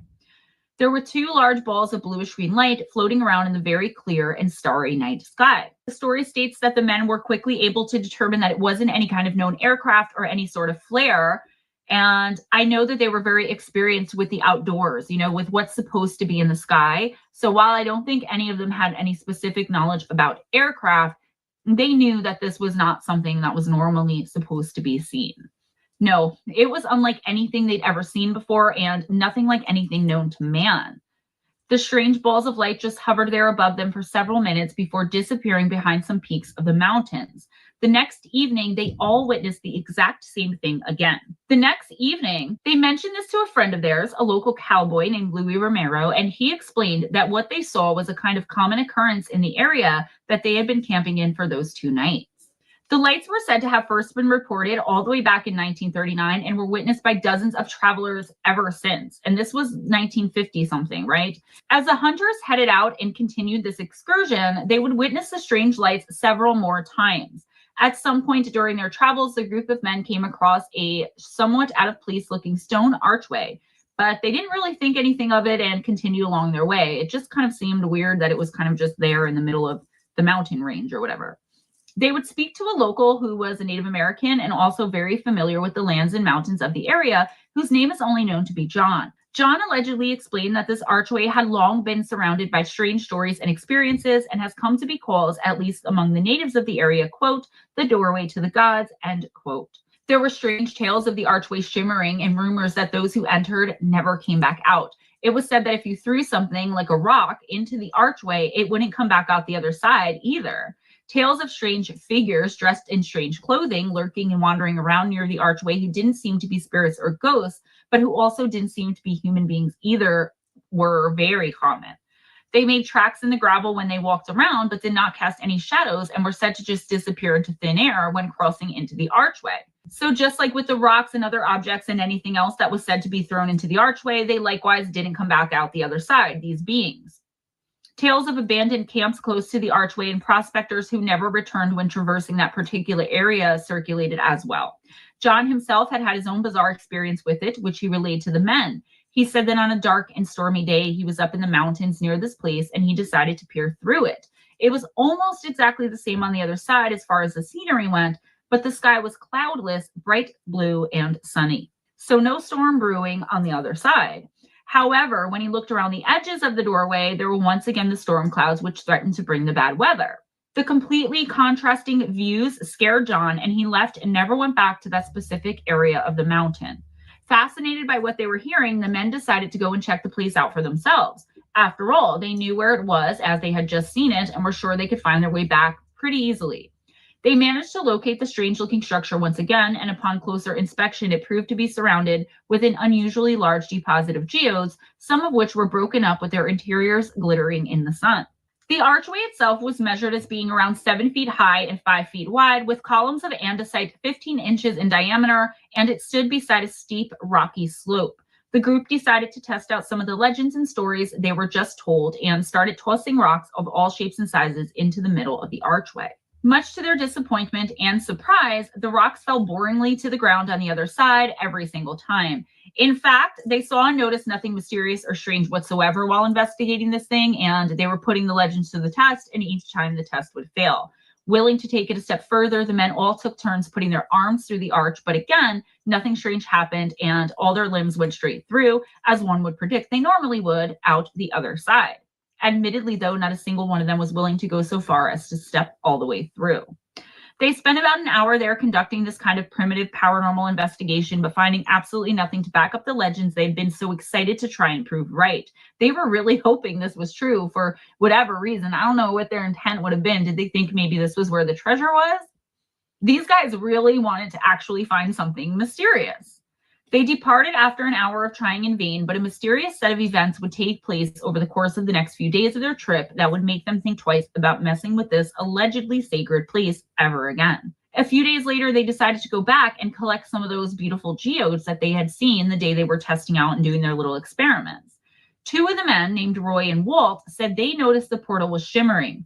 It was as though there was a blaring and blazing heat emanating from it, or at least that's the best way they said they could explain what they saw.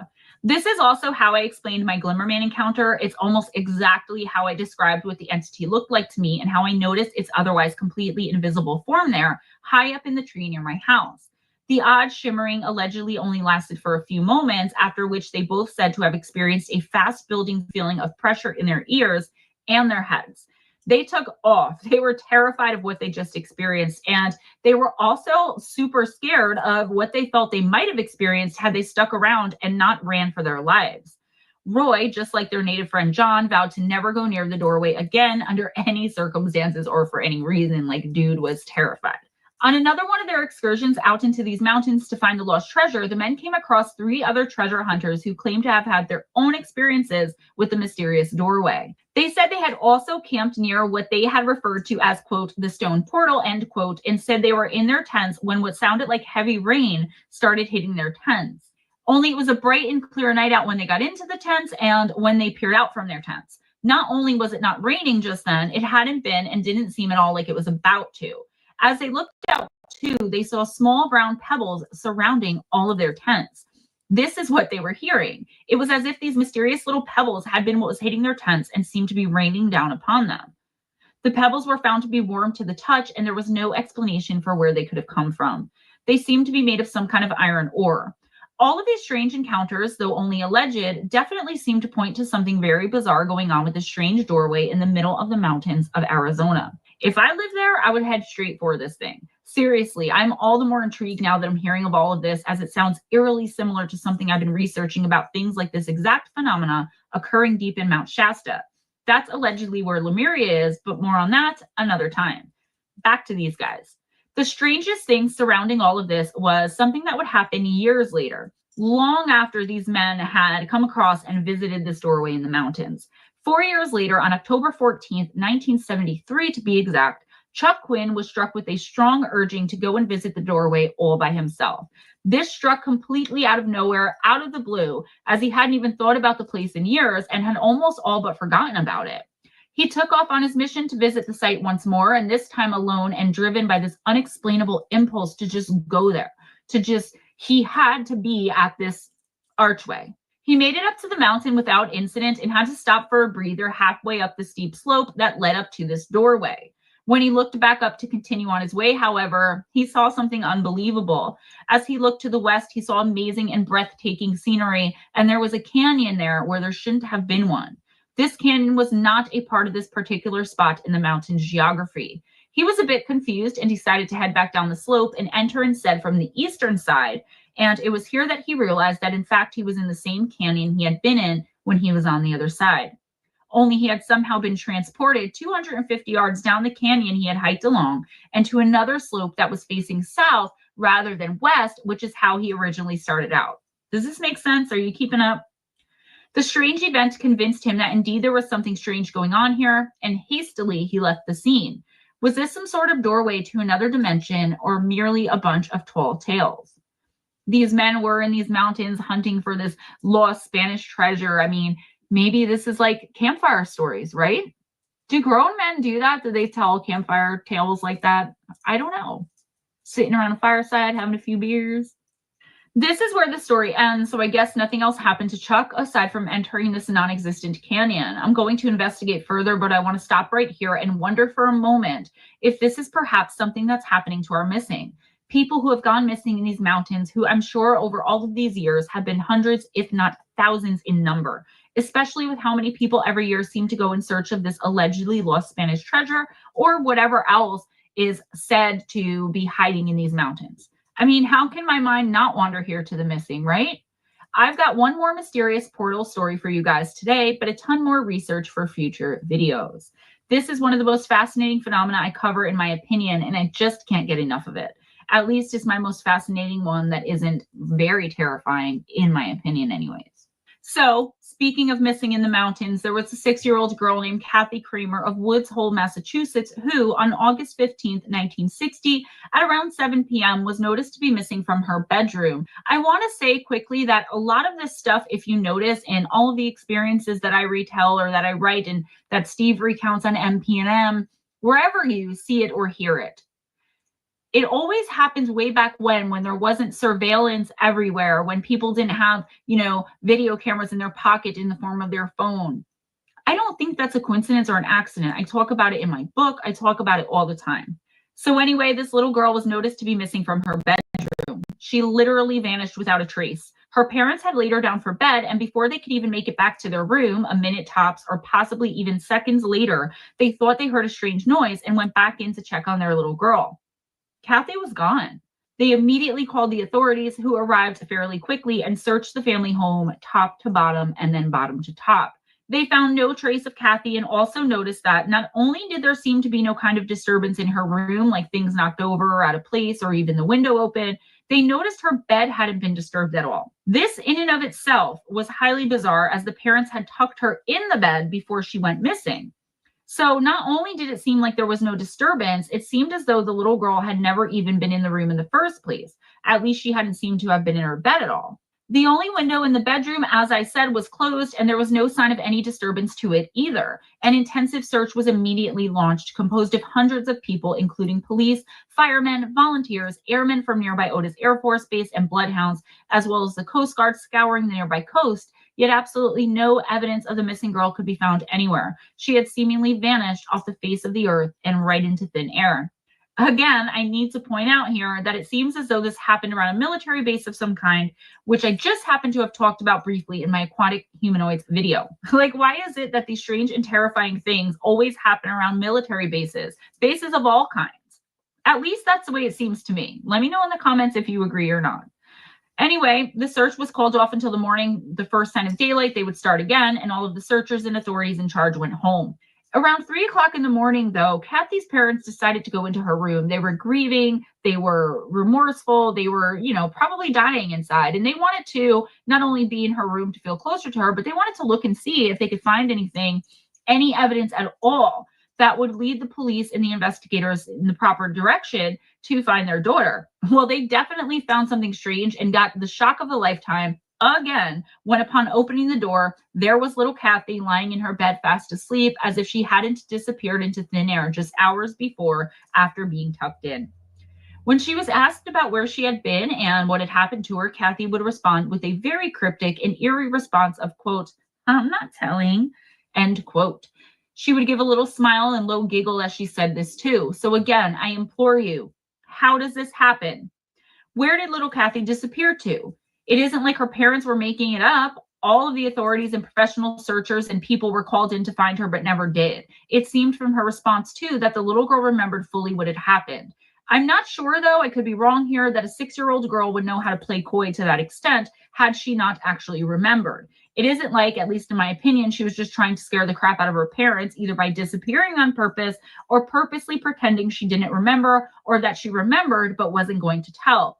I think she remembered everything but was told never to tell anyone for whatever reason, though fear doesn't seem to be the likely culprit because of her sly smile and little giggle. It was like she was enjoying the fact that she knew something that she was never going to tell and nobody else was ever going to know. I wish they had something about what happened after. Like, did she ever come forward with it when she was an adult? The more I think about it, the more I think maybe she was programmed to respond this way and maybe didn't remember at all. Unfortunately, that's all the information I have on this case, so I can't even give you guys any answers.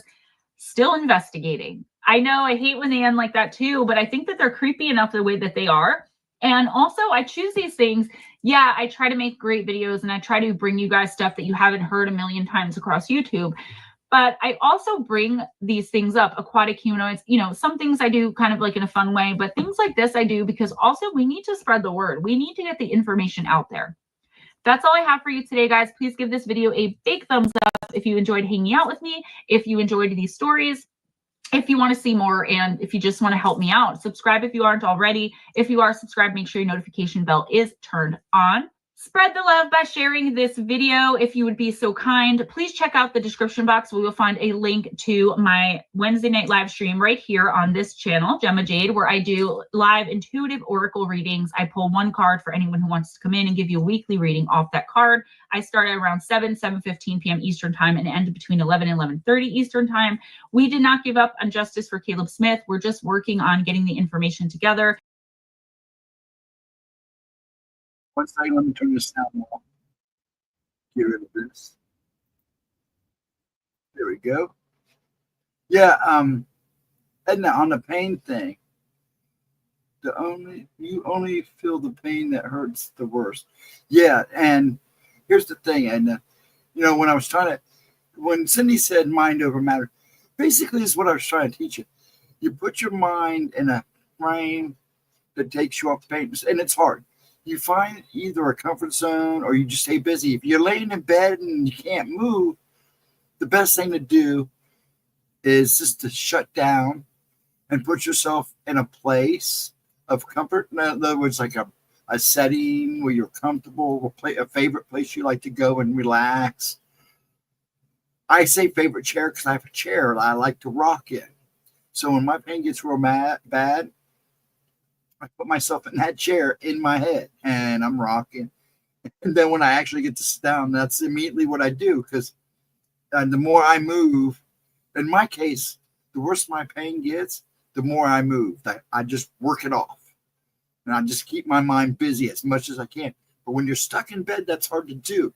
So you want to just take your mind kind of out of your body. And it's hard to do that and stay in the moment. You know what I'm saying? It takes practice. But you'll get there. But honestly, hon, if you need it, take it. I mean, unless you're honestly that scared to take it, then I would just kind of find something else to kind of calm your soul, calm your pain, which is hard to do. Then you go there when you're stuck in bed and hurting. That's what you do. You take yourself there and concentrate on that. Honey, I've been there, believe me. They took me out. I realized I had a high tolerance to pain probably just before I had my encounter in the cemetery. I had some kid hit me in the back of the head with this big, huge rock. It split the back of my head open. And it hurt. But by the time I got home, something clicked in my head and I didn't feel the pain. But I'll tell you what, when And I walked in that door and went, Mom, look. I did. She showed all the pain I needed to feel. And now, what'd you say, Cindy? I've been with him. Yeah. And that does hurt. I've been with him all the way through his issue. And he can't even act like he cares. Yeah, I've been there too, Cindy.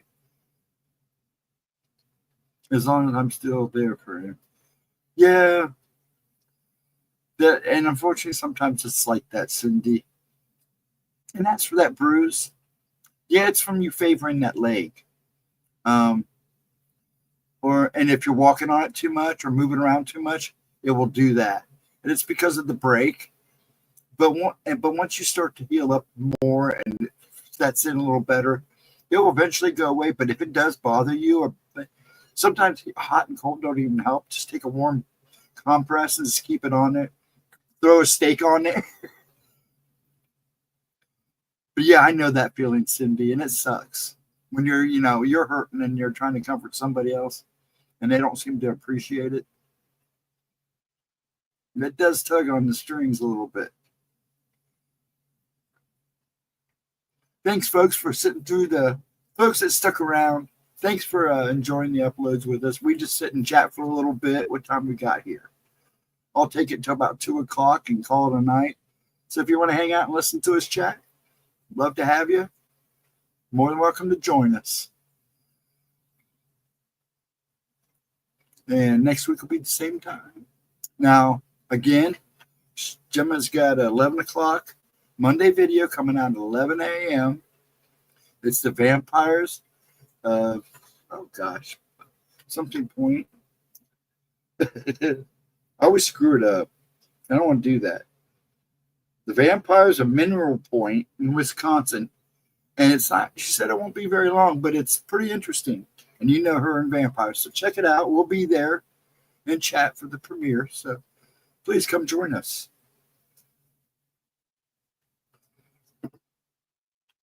As long as my world doesn't blow up, I'll be there. People we love sometimes hurt us the most. Yes, unfortunately, that is very true. And I won't say much on that because I've been there too many times. And sometimes I don't mean to do it. And I get that, but sometimes it still hurts just as bad. So I need to do a trim job so it comes in thicker for Christmas. It doesn't hurt anymore. It doesn't hurt or anything. I don't know if it was there until my great grandson asked me if I got a tattoo because it in the shape of a butterfly. Oh, really interesting. Interesting. Yeah, they know how to push those buttons. And they do. And family does know how to push your buttons. Probably more than anybody. A butterfly. That's interesting. Yeah, I would say that's probably the just favoring the leg. It's the way you're moving on it. And it just, the break is irritating the muscles. You may have to, take a day and put it up. Just remember, when you have a broken foot, you want that almost lifted enough that it's almost to your nose. You know what I'm saying? Or just a little lower. And just put it up for a while and just stay off it for a while. And give it a break. Get it? Give it a break. It's bad. I'm sorry. That was horrible. But yeah, that will help.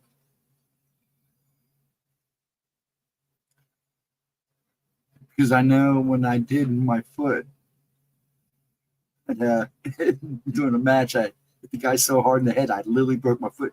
I didn't even realize it until after the match. I got into the locker room and was like, man, my foot. So they took off the pad and it was all. I just laughed. They said it right there. I just wrapped it. But yeah, my leg bruised up around my kneecap because of the way I was walking. Believe it or not, 2 weeks later, I went back in the ring. I think the worst thing to get broke is your ribs. Breaking your ribs suck. You can't breathe. It's horrible. Broke the 2 lower ones down here. Man, it was rough. Not fun at all. That was almost worse than chemo. Yeah, it probably would help to stay off it for a while, take a little time, and just let it, prop it up, keep it propped up. You shouldn't have to put any ice on it unless it hurts or something. Maybe tie a stake to it. But yeah, just get off it for a while. But when you get off it, yeah, make sure you put your leg up. That will help a lot. And it will also help with blood flow. Move your toes if you can. Wiggle your toes around. Now, probably sore with the broken foot, but it will help with strengthening them back up, your foot back up too. Don't do it if it hurts too bad, but you want to do that. Oh, I know. And I know you, Cindy, you love to cook for Thanksgiving like Edna and everybody else. Poor Edna, we're going to have to bring her dinner. Won't we? We'll bring you dinner, Edna. Or do you got the kids cooking for you this year?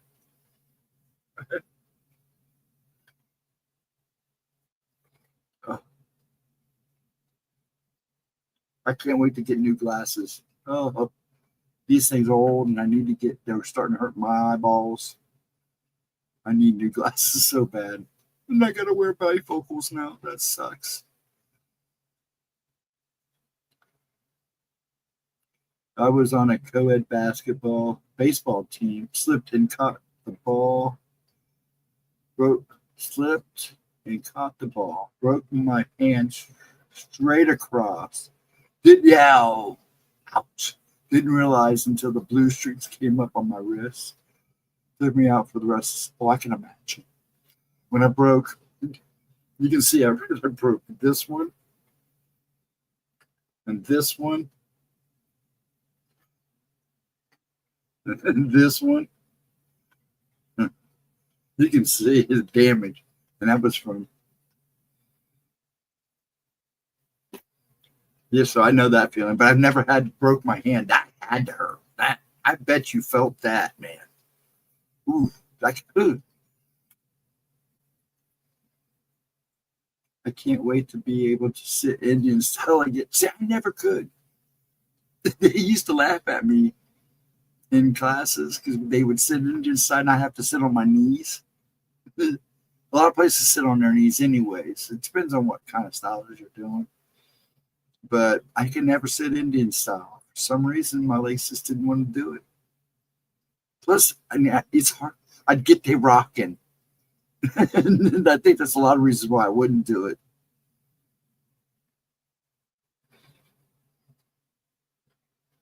No, I'll still be cooking dinner as usual. I figured that. We're going to have to take Edna her dinner unless her kids got her covered.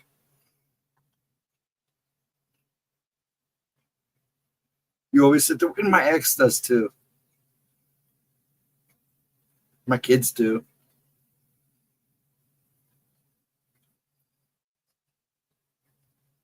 Sammy, she liked to prop her feet up on everything. She was one of those kids that always had her feet stretched out. So, yeah. After a couple of days, went to the hospital. Some woman was screaming, crying. I said, take her first. They said, Mrs. King, you broke your hand. She just has a jammed finger. Oh, she had a jammed finger. She was making a big deal. I've seen people like that too. You see, you're feeling calmer already. Sam, that's good. Just relax. I hate to cut it off at 2, but at 2, I want you when we get off at 2, lay back, relax, find that spot in your head, that place of nothing but serenity, and go there. And just let your mind slip away for a while. Take yourself out of your body for a while. But I'm telling you, if you have to take it, take it. I mean, I will say this. If my pain goes over a 12 and because once I start hitting about 11 or 12, I cut myself off from everybody. because I get on edge and I get mean. And I don't want to be screwed with or touched. It's like my whole body's on fire. Or filled with needles, and every time you touch it, it just makes it like I'm getting. So I just cut myself off. So what I do is I come in here, I sit either in this chair or lay in my bed, and I rock. And then I go to my special place. And if it gets too bad, then yeah, I'll take a pain pill. I keep them in the house. I just don't take them. I mean, I probably need to check the dates on the ones I got now. I probably should get it refilled, but yeah, that shows you how little I take them.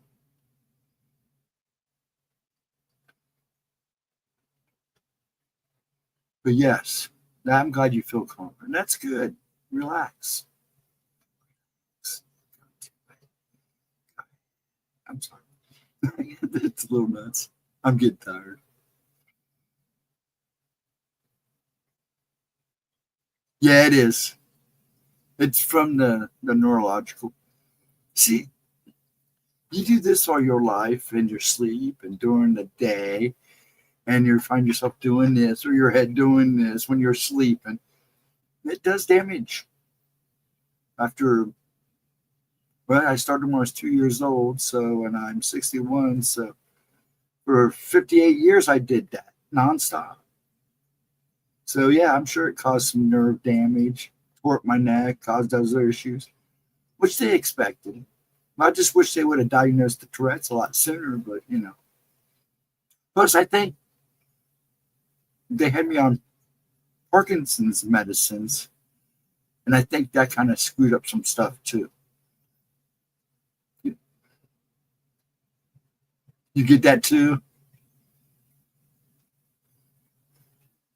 Oh, I hate the burning sensation. When I was in chemo, when I was going through chemo, it was like every time somebody touched me, it was like they were burning me.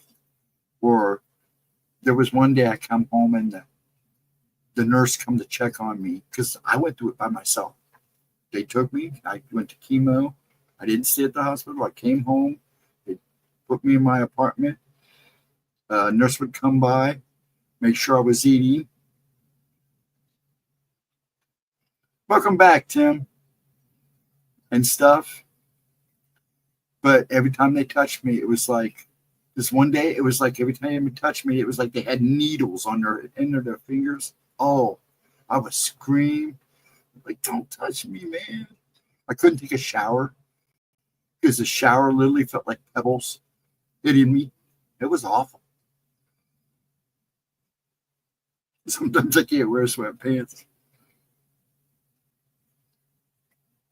I'm not even going to go there because Mike J is not that far. Oh, I hate pants. I don't mind shorts. But when I'm home, it's me and my briefs. I don't wear anything sexy. I just wear, boxers. But yeah,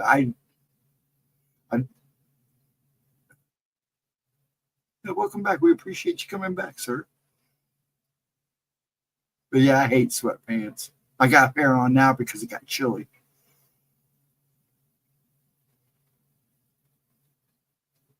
We tease you about not wearing pants. Sometimes I can't.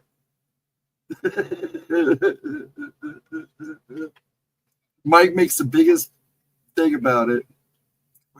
Gemma doesn't help. What started it was, I don't remember if you remember the stream when she was streaming with Steve Stockton and was it Oracles? One time she got up and all she had on was her underwear and she forgot. So she started telling everybody I don't wear pants.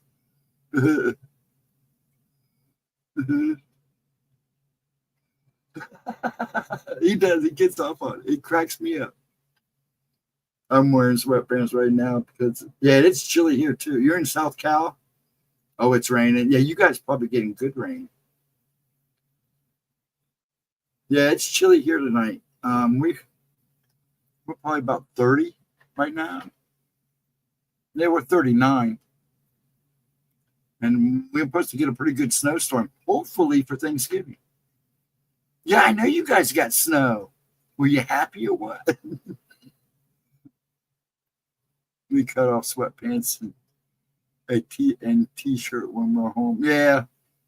Usually that's what I used to wear, but everybody goes, what are you wearing cut off sweatpants for? Go buy a pair of shorts. So everybody started buying shorts. Excuse me. First time in months. Now, you guys have been pretty dry too, haven't you? But you're in South Cal. I know Northern Cal right now is getting slammed pretty good. We're at 41 degrees now. Yeah, we're at 39. I couldn't believe and Gemma and all you guys were colder than I was today, which was weird. First thing I did when I came home from work is take off. I don't think I've ever met a woman that didn't do that. I don't blame you. I don't think I could wear one of those things all day. No way. I'd be floppy. It's bad because I probably have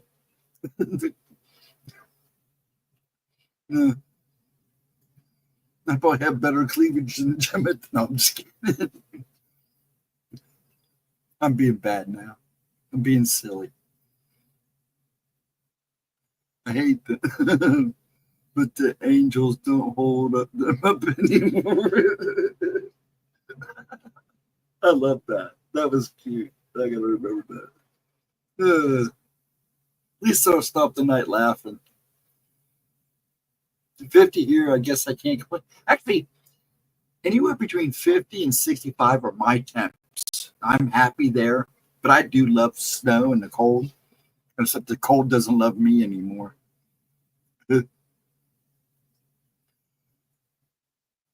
I don't want to frighten the children. That's funny. At least you got me laughing at it. The only time I wear a bra is when I leave the house. Shoes too. Now see, my ex used to drive me nuts. She'd drive barefoot. And she'd walk around everywhere barefoot. And it would drive me nuts. I tried driving barefoot once, and it was like, I can't do this. It doesn't feel right to me.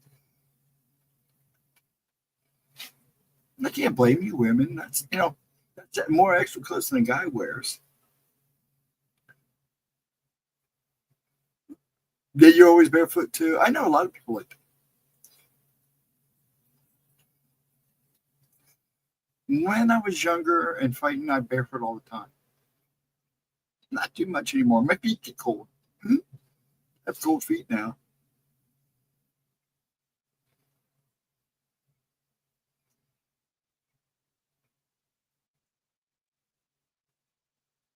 That, and I wear socks too because I have webbed toes. I don't know if you guys know this, but I have webbed toes. One of those weird birth things. So I have webbed toes. In fact, one of my grandchildren, my fingers were webbed too when I was a baby. These two were webbed together, and these four were webbed together, and they cut them and unwebbed them, and they healed pretty good. But I have a grandson. These two are webbed, and every time they cut it and try to keep it separate so they could heal, it grows back like my toes did. And I think he's just learning to adjust with it now. I'm hoping they fix it because last time I looked, they were trying to fix it again. So hopefully they got it. I knew he was an alien. Yeah. Everybody said I had my own flippers, why I couldn't swim better. They said, oh, I actually had a swim coach to swim a reptilian. I actually had a gym, used to go to the pool and swim in gym. And the swim coach was there one day and he goes, you have webbed toes? And I go, yeah. He goes, you want to join the swim team? I was laughing. And no, I sucked. I'm not that great. But yeah, I guess only a couple other people in my family had it, but apparently it carries in the gene because I've had two grandchildren now that had that. Like I said, the one grandson that had the 2 fingers, and his toes are a little bit webbed. Yeah, because he writes with that hand. And that poor kid, watch him trying to hold a pencil. I felt so bad for him. But you adapt. And he was, last time I saw him writing, he was adapting really well. And he's probably 8 or 9 now. I don't swim, I sink. You know how our dad taught us to swim? First, they were going to put us in swim class at the local swimming pool. Dad goes, no, just take them down to the river and throw them in the water like my dad and me. And if they either they sink or swim. You learn how to dog paddle real fast. And we go, that's me. They go, that's how he was taught. He was telling me that he was on a battleship? No, it was an aircraft carrier. And they were jumping off the boat. He said it was fun until you hit the water, and it was like, dang. Because you have to break the water before you hit it. So you have to hit that water just right from that height, or you're going to hurt, or you're going to break something, or you're going to kill yourself. So he ripped his clothes right off of him. One day I'll find a picture of my dad and bring it in and show you a picture of my dad. You guys would freak out. You'd go, that's not Pops. And it looked like Fonzie. He did. He looked like Fonzie. I told my mom, I don't know how you nailed this guy. I'm sure every woman in the county wasn't chasing him. Good old Chillicothe boy.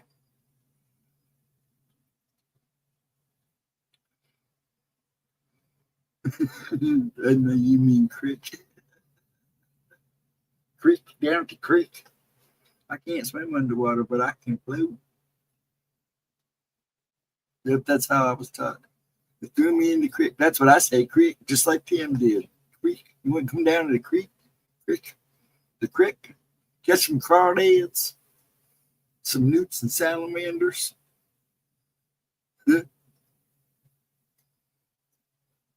Yeah, that's how we learn. Sink or swim. The only problem is they throw you in the Allen Tunji now, you might not come back out.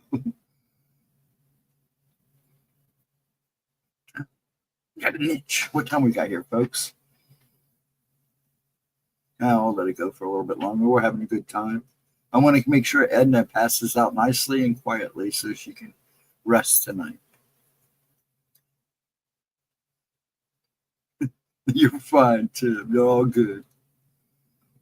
Past 2, yeah, I just checked. It's all right. Make everybody nice and calm and relax, and I'll call it a night. I'm going to do a couple things like I always do. I'll go and pace around the house and do my Tai Chi and kind of calm my mind before I try to climb in bed. I'm sure I'll wake up by the door. I'm going to move my bed around sometime. I'm getting tired of either waking up against the door or against the dresser. One night I rocked so hard. I don't know how these guys don't hear me. I really don't. Oh, you're a couple hours behind us, huh? Yeah, you're about 3 hours behind us. Yeah, 3 hours. Right? Yeah, 3 hours. 11:11. There you go. What? Actually, it's 2:09 here.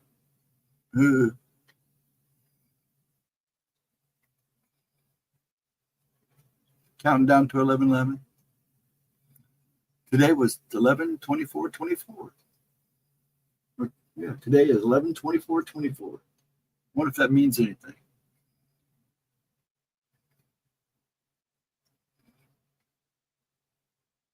Probably not. But I'll be in Chicago next week, so I'll be closer to you. Oh, you're going to Chicago? What are you going there for, Betty? You better be packing. It depends on where you're going in Chicago, too. Last time I was in Chicago, it was like going to Detroit. And Detroit was scary, though, in some places.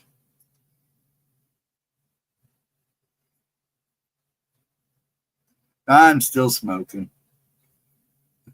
I was doing actually, Friday night I did all real good Friday until everything went kaput during the stream Friday night. I've been chain smoking since. So I'm not very proud of myself right now. Yeah. I broke down. I've been lighting them all night. I'm not really, I shouldn't laugh because I was doing really good. But Friday kind of threw me off. Batmom was right. There's been a couple weeks where chat's been kind of weird. I've been picking up on weirdness, but she's got a lot of these people coming in from TikTok too. And I usually can tell right off rip who's trolls, who's not going to be a troll. But sometimes even the people that don't chat or just hanging out in the background, I pick up on them. Last couple weeks, it's been kind of like, who's watching us, man? Some weird vibe going down. But man, Friday was just horrible for me. I've never had the tech issues that I had, and they were just weird ones. And then, like I said, something else kind of set me off even worse. And I almost did. I almost left. I almost said, Gemma, you're almost done tonight. Here's the rest of the people. I'm out of here. But good old Ashley sitting and texting me while she was in the street. Dad, it'll be okay. Just calm down. Dude. Calm down. 11:11. Yep. 2:11 here. Of course, he knows that. I don't know why I said it was the hardest thing for me to quit. I think once I finally do it, I'd be okay. But the problem is I get to a good point, then something stresses me out. Angel numbers, yeah. And that's been my biggest problem. And I just gotta, see, this is where I need to calm my own soul. I tell everybody else to calm their souls. But man, this between Pop and worry about him and some other people I kind of worry a little too much about. And the surgery, the surgery actually, I did real good. In fact, I didn't have a cigarette all that week until that Friday night. No, I actually had cigarette after. I hit it a couple times after stream Friday night's work rules the week of the surgery, and didn't have another one until I did Gemma's replays that Saturday. And that was pretty much my real first one. And I'd been babying it all through up until stream, and I just finished it during the stream. You don't wake up. Yeah, that's the thing. My problem was, tell your brother happy birthday too for us, AK. I hope he has a good one. Yeah, take care. Have fun, dude. Enjoy your time. Send our best wishes to your brother. I lived in an apartment that I didn't know had black mold in the walls and in the air conditioning. And that's where a lot of my cough comes from. I vape, no nicotine. I puff it like a cigar. I don't draw into my lungs. Now, are you using a nicotine-free vape? Is that what you're doing? And because I think that's what Gemma wants to try is the nicotine-free ones.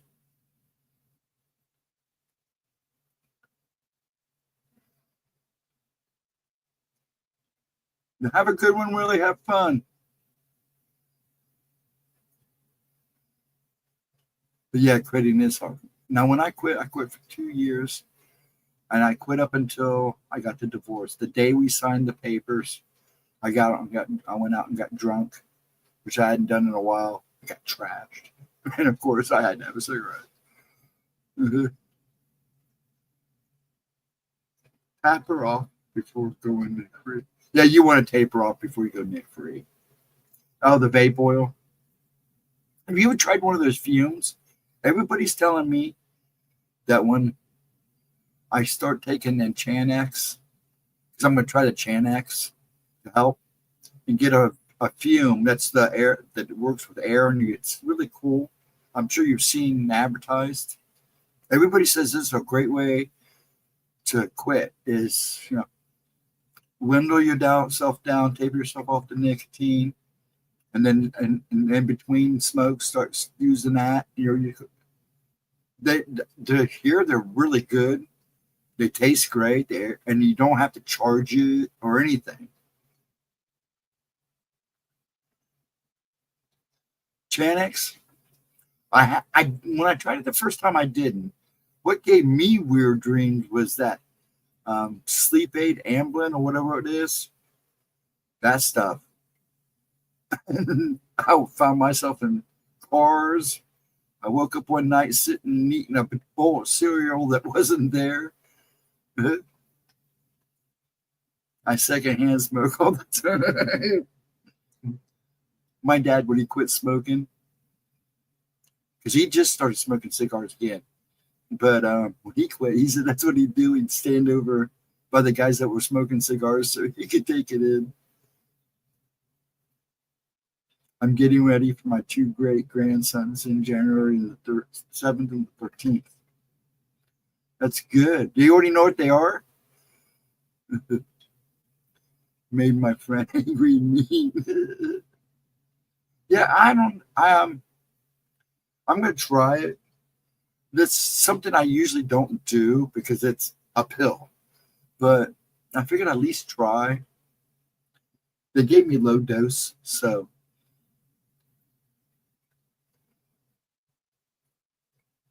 Yeah, I know this Cindy's got all kinds of grandkids popping out all over the place. From what she described last Thanksgiving, the house was more than packed full of people. But all that food, I'd have been in heaven. I don't eat much, but come Thanksgiving and Christmas, those are my eating days. I don't eat nothing all year long until Thanksgiving and Christmas come, and then I'll eat for sure. I just want cold turkey. I make turkey and noodles. Or turkey and dumplings. It takes forever to make the dumplings. Or noodles, period, but they're totally worth it for the turkey. My son will whip those things down all month. The worst thing I ever had was turkey casserole. That was just awful.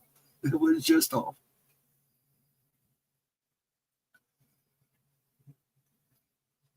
But yeah, my dad will sit and eat turkey all month once we have it. You mean quit smoking? I feel stupid now. Okay, it is time for me to call it a night. I'm so dumb. I went cold turkey. That's too funny. Oh my God, I guess I'm calling it a night. I can't read. It'll be that way this year. Only with 4 new babies. Only 4 new babies. Just 4 new babies, that's all. Yeah, I'm okay, Edna, believe me. At least I got you laughing. That'll take your pain away. Nothing better than beat pain is a good laugh.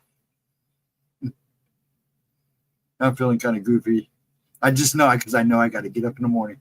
And I'm wondering how long I'm going to pace until I actually get some sleep. My body's going to work with me tonight. I'm SAP happy, so that's a good sign. So I stayed pretty busy today. So tomorrow will be a busy day. It's about an hour drives down, give or take. And then do some work for them and visit. Yeah, I think I am going to call it. It's 2:19. Folks, ladies, gentlemen, Have a wonderful night. Please get some rest. I'm going to try. Thank you for hanging out with me, watching Gemma with me. Have a wonderful one. Have a good Sunday. I hope to see you guys Monday, all you folks Monday at 11 a.m. for Vampire. The Mineral Point Vampire in Wisconsin. Should be a good one. Love you all. Peace out. See you on the flip side of Monday. Please have a wonderful Sunday. Thanks for making me laugh. I hope you guys had fun. And for the folks that came and went, thank you for visiting. We appreciate it. Just make sure you hit that like. That's all I ask. Leave a comment. Have a wonderful one, folks. See you later, guys.